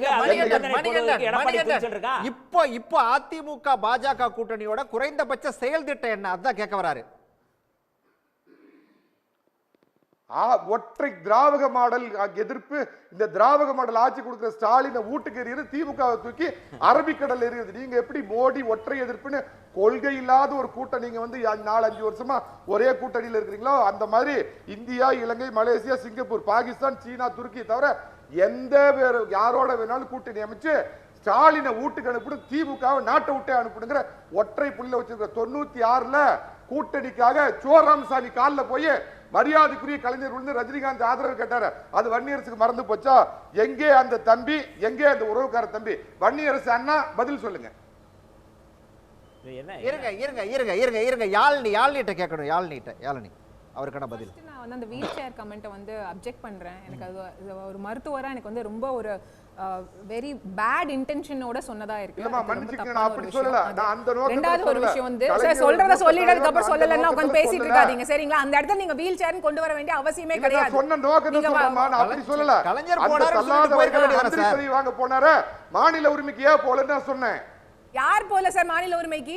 அதிமுக என்னைக்காவது ஒரு வாட்டியாவது அதிமுக வந்து யூனியன் கவர்மெண்ட்டை எதிர்த்து மாநில உரிமை நீங்க தான மாநில உரிமை பத்தி வாய்க்கிலேயே பேசுறீங்க. மாநில உரிமை ஒட்டுமொத்தமா குத்தகை எடுத்துட்டு நீங்க தான. நீங்க என்ன பண்ணீங்க? 18 வருஷம் மந்திரி சபையில இருக்கீங்க. அப்ப என்ன பண்ணீங்க? தமிழ்நாட்டு மக்களுக்காக என்னைக்குமே நீங்க குரல் கொடுத்ததே கிடையாது. அதிமுக இப்ப வந்து அவங்க வந்து சொல்றாங்களே இப்ப வந்து அந்த கொள்கை கூட்டணி இல்லைன்னா இருக்குல்ல சார். அது கண்டிப்பா இந்த அதிமுக விஷயத்தை வந்து ரொம்ப நல்ல ஒரு எக்ஸ்பிளனேஷனோட நம்ம வந்து சொல்லலாம். என்ன நாங்க வந்து தாரவாத்து கொடுத்துட்டோம்னு சொன்னார் இல்லையா? அது நீட் பில்லா இருக்கட்டும். நீட் பில்ல வந்து ஜெயலலிதா அம்மையார் அவங்க இருந்த வரைக்குமே வந்து அவ்வளோ ஸ்ட்ராங்கா அப்போஸ் பண்ணி இங்க வரவிட மாட்டோம்னு ஜெயலலிதா அம்மையார் இருக்க வரைக்கும் தமிழ்நாட்டுல இருந்து போராடினாங்க. என்னைக்கு அவங்க இறந்து போனாங்கன்னா அடுத்த நிமிஷம் போய் கையெழுத்து போட்டு வந்திருக்காங்க சார். அப்ப அவங்க கட்சியோட கொள்கைக்குமே அவங்களுக்கு வந்து எங்க தமிழ்நாட்டு மக்கள் விடுங்க, கட்சியோட கொள்கை அதுக்கே வந்து அவங்க ஸ்ட்ராங்கான இல்லையா? அடுத்து உதயமின் திட்டம் மக்களை வந்து அவங்க உதயமின் திட்டத்துல கையெழுத்து போடாதீங்க அப்படின்னு அத்தனை எக்ஸ்பர்ட்ஸ் எல்லாம் இங்க இருந்து சொல்றாங்க. போய் கையெழுத்து போட்டு வச்சுட்டு இன்னைக்கு வந்து அதனால நம்ம வந்து இங்க வந்து டேரிஃபை வந்து கூட்ட வேண்டியதா இருக்கு. அதே மாதிரி லோக்கல் பாடிஸ் இருக்காங்கல்ல, லோக்கல் பாடிஸ் வந்து யூனியன் கவர்மெண்ட் வந்து டாக்ஸ் ஃபினான்ஸ் கொடுக்கணும் அப்படின்னா இங்க வந்து டாக்ஸ் ஏத்தணும் அப்படின்னு சொல்லி அவங்க ஒரு கோரிக்கை வைக்கிறாங்க. அதுக்கும் போய் இவங்க வந்து கையெழுத்து போட்டுட்டு வந்திருக்காங்க. அதுக்கப்புறம் வந்து குடியுரிமை திருத்த சட்டம் CAA திருப்பி வந்து முஸ்லிம்ஸ்க்கும் மைனாரிட்டிஸ்க்கும் ஏன் இலங்கை தமிழர்கள் இவ்வளவு பேசுறாருல அவங்களுக்கு எதிரான ஒரு சட்டம் தானே அதெல்லாம். அதுல போய் கையெழுத்து யார் போட்டுட்டு வந்தா? எடப்பாடி அவங்க தானே கையெழுத்து சப்போர்ட் பண்ணி கையெழுத்து போட்டுட்டு வந்தாரு. அதுக்கப்புறம் வந்து விவசாயின்னு சொல்லிக்கிறாரு, விவசாயியோட பிள்ளை அப்படின்னு அவ்வளோ பெருமையா பேசிக்கிறாரு. ஆனா அந்த விவசாயிகளுக்கு விரோதமா ஒரு சட்டத்தை கொண்டு வந்து அது குறிப்பா அது வந்து மாநில பட்டியலில் இருக்கிற ஒரு சப்ஜெக்ட்டுக்கு யூனியன் கவர்மெண்ட் எந்த ஒரு மாநிலத்து கூடயுமே வந்து கன்சல்டேஷனே இல்லாம ஒரு சட்டத்தை கொண்டு வராங்க. எல்லா விவசாயிகளும் இறங்கி போராடுறாங்க, அவ்வளவு தீவிரமா போராடுறாங்க. அப்ப கூட ஒரு வார்த்தை கூட ADMK இருந்து இது வரலையே, ஆப்போசிஷன் வரலையே. அப்ப இதெல்லாம் வந்து உரிமை கிடையாதா? இப்ப இருக்கிறது லாங்குவேஜ் பாலிசி. ஹிந்தி படிங்கன்னு சொல்றாங்க, அது நேஷனல் எஜுகேஷன் பாலிசி நல்லதுன்னு சொல்றாங்க. ஆனா தமிழ்நாடு ஒரு இடத்துல ஆல்ரெடி ப்ராக்ரஸ் ஆகி ஒரு இடத்துல இருக்கு. அந்த ப்ராக்ரஸை வந்து திருப்பி கம்மி பண்ணி மற்ற மாநிலத்தோட சம லெவலுக்கு கொண்டு வரதுக்கு ஒன்றிய அரசும் ஆர்எஸ்எஸ் குறிப்பா ட்ரை பண்ணுதுன்னு தெரிஞ்சுமே வந்து அதுக்கான ஒரு குரலே வந்து அதிமுக இருந்து வராதப்ப அவங்க மாநில உரிமைகளுக்காக எங்க சார் பேசியிருக்காங்க? எனக்கு ஒரே இடமாவது சொல்லுங்க. அவங்க போய் டெல்லிக்கு போறதா இருக்கட்டும், இல்ல அமித்ஷா இங்க இருந்து இவங்களை மீட் பண்றதா இருக்கட்டும், அவங்க கட்சியை பத்தின ஒரு விஷயமா இருக்கே தவிர்த்து தமிழ்நாட்டு மக்கள் சார்ந்த எந்த ஒரு டயலாகும் அவங்க வந்து பிஜேபி கூட வச்சுக்கிறதே கிடையாது. சேலம்ல அவங்களுக்கு ஒரு ரெய்டு வருது, நாமக்கல்ல ஒரு ரெய்டு வருது, வந்தோடனே அவர் போய் வந்து பிஜேபி கால்ல விழுந்துடுறாரு. இதுதான் நடக்குதே தவிர்த்து அவங்க கட்சியை காப்பாத்துறதுக்காக, அவங்க குடும்பத்தை காப்பாத்துறதுக்காக மட்டும்தான் எடப்பாடி செயல்படுறாரு. ஒரு அவ்வளோ பெரிய கட்சி, ஒரு பாரம்பரியம், அவ்வளோ பெரிய பாரம்பரியம் இருக்க ஒரு கட்சியே வந்து இன்னைக்கு அந்த கட்சியே வந்து இன்னும் உடஞ்சு போய் எத்தனை அதிமுக இருக்குன்னு கூட தெரியல சார். எலெக்ஷனுக்குள்ள அதுவாது டிசைட் பண்ணுவாங்களான்னு கூட தெரியல. ஒரு பர்சனல் ஒருத்தருக்காக அந்த கட்சியவே வந்து நாசம் பண்ணிட்டு இன்னைக்கு வந்து பிஜேபி கூட அவங்க கூட்டணியில இருக்காங்க அப்படின்னா அவங்க இன்னைக்குதான் மக்களுக்காக பேச போறாங்க. ஒரு அப்போசிஷன் லீடராவது அவர் ஒழுங்கா செயல்பட்டு இருக்காரு, ஆனா அதுவும் செயல்பட்டது கிடையாது. அப்ப எந்த இடத்துல ஒரு மாநில உரிமை பேசியிருக்காங்கன்னு ஒரு இடத்துல மட்டும் ஒரு எக்ஸாம்பிள். இதற்கான பதில நான் எதிர்பார்க்கிறேன். எந்த இடத்துலயுமே மாநில உரிமை அப்படிங்கிற ஒரு விஷயத்தை எடப்பாடி குரல் கொடுக்கவும் இல்லை, பேசவும் இல்லை அப்படிங்கிற ஒரு பாயிண்ட் முன்வைக்கிறாங்க. மாநில சுயாட்சி கொள்கையை தமிழகத்தில் பிரதானமாக எடுத்து செயல்பட்ட கட்சி என்று சொன்னால் அது திராவிட முன்னேற்ற கழகம். டாக்டர் கலைஞர் அவர்கள் ராஜமன்னார் குழுவை நியமித்து அதனுடைய அறிக்கையை பெற்று அதை நிறைவேற்றக்கூடிய சூழ்நிலையிலே டாக்டர் கலைஞர் இருந்தார். அப்படி இருந்த பொழுது அதை நிறைவேற்றக்கூடிய ஒரு வாய்ப்பு சற்றேறக்குறைய 18 ஆண்டுகள் மத்தியிலே ஆட்சி அதிகாரத்தில் இருக்கக்கூடிய ஒரு வாய்ப்பு திராவிட முன்னேற்ற கழகத்துக்கு கிடைத்தது. அதிமுகவை பொறுத்தவரை மத்தியிலே ஆட்சிக்கு வரக்கூடிய ஒரு வாய்ப்பு 6 மாதம்தான் கிடைத்தது. அவர்கள் ஆட்சியை கவிழ்த்து விட்டு வந்து விட்டார்கள். அதனால் இந்த வாய்ப்பை பெற்றவர்கள் அவருடைய உயிர்நாடி கொள்கையான இந்த மாநில சுயாட்சி கொள்கையை அது நம்ம நண்பர் வன்னியரசு கூட சொன்னார். வாஜ்பாயோட கூட்டணி வச்ச போது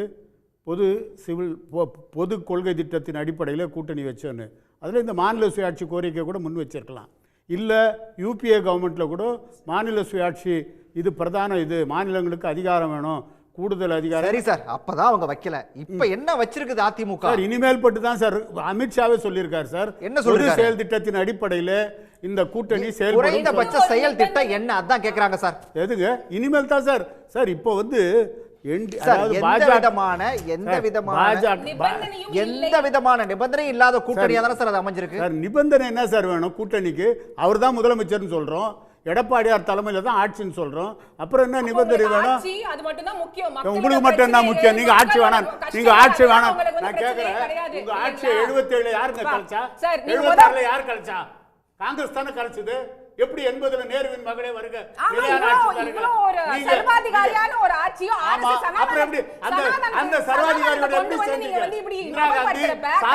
சாத்தூர் பாலகிருஷ்ணன், சிட்டி பாபு இவங்கெல்லாம் சிறையில் வைத்து சாகடிக்கப்பட்டார்கள். கலைஞர் ஸ்டாலின் அடிக்கப்பட்டார்.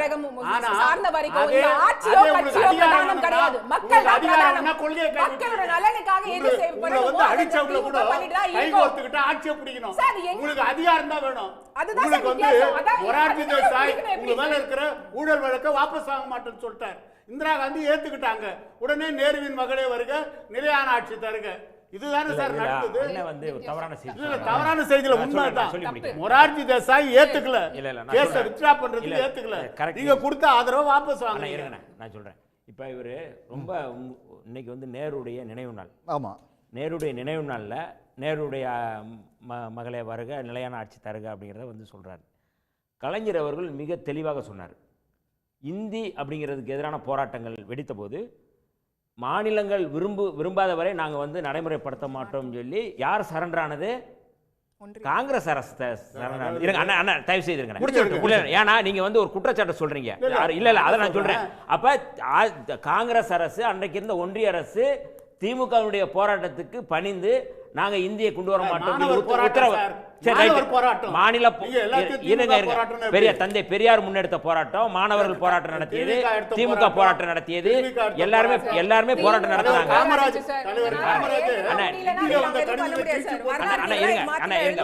உங்களுக்கு தெரியாதுல்ல, நீங்க ஒரு அனுபவம் உள்ளவங்க. நான் சொல்றேன், நீங்க தந்தை பெரியார் அந்த போராட்டத்தை முன்னெடுக்கிறாரு. இருங்க, திமுக முன்னெடுக்குது போராட்டத்தை. அப்ப இல்லைன்னு எப்படி சொல்ல முடியும்? இருங்க அண்ணா. அப்ப அப்படிப்பட்ட ஒரு சூழல்ல இந்த போராட்டங்களுக்கு அடிபணிந்து நாங்க இந்தியை விரும்பாதவரை நாங்க கொண்டு வர மாட்டோம் சொன்னதுக்கு அப்புறம் நீங்கள் வந்து அவங்களோட கூட்டணி வைக்கிறது தப்பு இல்லை. ஏன்னா எந்த அடிப்படையில் காங்கிரஸை எதிர்த்தோமோ அந்த காங்கிரஸ் அன்றைக்கே வந்து அடிபணிந்தது. இன்னைக்கு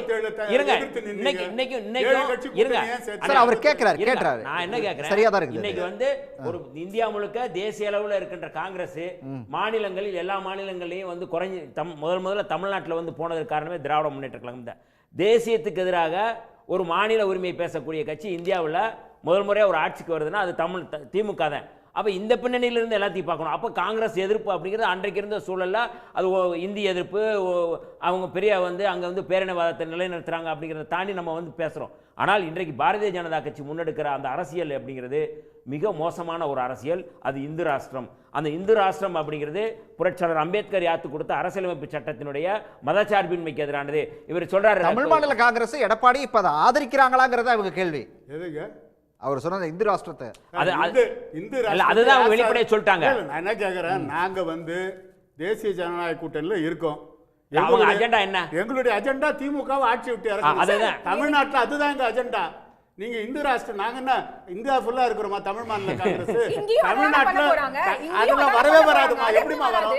நீங்க பாட்டுக்கு சொல்லிக்கிட்டே இருங்க. இப்படி சொல்லி மிரட்டி தான் தமிழ்நாட்டு மக்களை ஏமாத்திட்டு இருக்கீங்க. யாரும் சரி சரி சரி சரி நேரம் இல்லை. ஐயனாதன் நிறைவு பார்வை. ஆர்எஸ்எஸ் கொள்கைன்றது வேறமா, வேற வேறதாமா. பிஜேபின்றது ஒரு அரசியல் கட்சிமா. அதோட கொள்கை என்னது? ஆர்எஸ்எஸ் வந்து அவங்களோட கொள்கை கிடையாதா? பிஜேபி வந்து இன்னைக்கு இந்தியா முழுவதும் இருக்கிற எல்லா மக்களையும் ஒருங்கிணைக்கிற ஒரு கட்சியா தான் செயல்பட்டு இருக்குது. யூபில எப்படி ஜெயிக்கிறாங்க? பாஜக ஆர்எஸ்எஸ் வேறன்றாரு. பாஜக அப்படின்னா டாக்டர்ங்கிறதுனால நம்ம பக்கத்துல இருக்கணும்னு சொல்றோம். பாஜகங்கிறது சிரிஞ்சி, ஆர்எஸ்எஸ் அந்த நீடில். நல்ல உதாரணமா இருக்கு. ஓகே ஐயனார் சார் நிறைவு பார்வை. முனவர் சில முக்கியமான விஷயங்களை சொன்னாரு. அவரே கூட கலைஞர் வந்துட்டு போனாரு, இந்திரா காந்தியோட காம்ப்ரமைஸ் பண்ணிக்கிட்டாரு, உடனே அவங்க ஊழல் வழக்குல இருந்து எல்லாம் வந்துட்டு விடுவிச்சுட்டாங்க அப்படின்னு கூட அண்ணன் முனவர் பேசுறாரு. நான் கேட்கிறேன் அப்படின்னம்னா, இந்திரா காந்தி தான் கட்சிக்குள்ளேயே ஊழல் செய்ததற்காக நகர்வாலா ஊழல் அப்படின்றது அண்ணனுக்கு எவ்வளவு தெரியுமோ அதே அளவுக்கு எனக்கும் தெரியும். கட்சிக்குள்ளேயே ஊழல் செய்து கட்சிக்குள்ளேயே பிளவு ஏற்படுத்திய முதல் தலைவர் இந்திரா காந்தி அம்மையார். இதை முதல்ல புரிஞ்சுக்கணும். நகர்வாலா ஊழல், அதனால ஊழல் எதுவும் அப்படியே சம்பந்தப்படாத மாதிரி இந்த ஒன்றிய அரசுக்கு வந்துட்டா யோக்கியன்களா? அவங்க ஒன்றிய அரசு இருக்கிறவங்களாம் யோக்கியனா? இங்கே ஒரு லாப் சைடு கான்ஸ்டிடியூஷனை வச்சுட்டு இருக்கிறான். அவன் நடவடிக்கை எடுக்கலாம், நம்மளால நடவடிக்கை எடுக்க முடியாது. நம்ம டிவிஎஸ்சிக்கு மட்டும் கொடுக்கலாம் அந்த பவரை. நான் பிடிச்சி கொக்கி போட்டு எல்லாத்தையும் எடுத்து கோர்ட்டை நிறுத்திடலாம். எல்லா விதமான திருட்டுத்தனம் பல்லாயிரம் கோடிக்கு பண்ணிட்டு 1000 கோடி ஊழல் இங்கே வந்துட்டு நொட்டிக்கிட்டு இருக்கிறாங்க. இந்த கதையெல்லாம் வேண்டாம். முதல்ல இதெல்லாம் நம்பாதீங்க. தமிழ்நாட்டு மக்களை வந்துட்டு கட்டாயம் திமுக ஏமாத்துறாங்க, பாஜக ஏமாத்துறதுனால தான் அது தோத்துச்சு. தயவு செய்து சொல்ல வரேன், இந்த நாடு ஒரு ப்ராக்ரெசிவ் நேஷனாக ஆகணும் அப்படின்னம்னா முதல்ல ஒழிக்கப்பட வேண்டிய கட்சி பாஜக, அதோட துணை நிற்கக்கூடிய எல்லா கட்சிகளும். இதை மறந்துட்டு எதையும் பேசாதீங்க சார். சாரி. நன்றி சார், நன்றி. விவாதத்தில் பங்கேற்ற அனைவருக்கும் நன்றி. மீண்டும் ஒரு நிகழ்ச்சியில் சந்திக்கலாம் நேயர்களே. நன்றி, வணக்கம். உடனுக்குடன் செய்திகளை தெரிந்து கொள்ள சன் நியூஸ் பெல் ஐகானை கிளிக் பண்ணுங்க.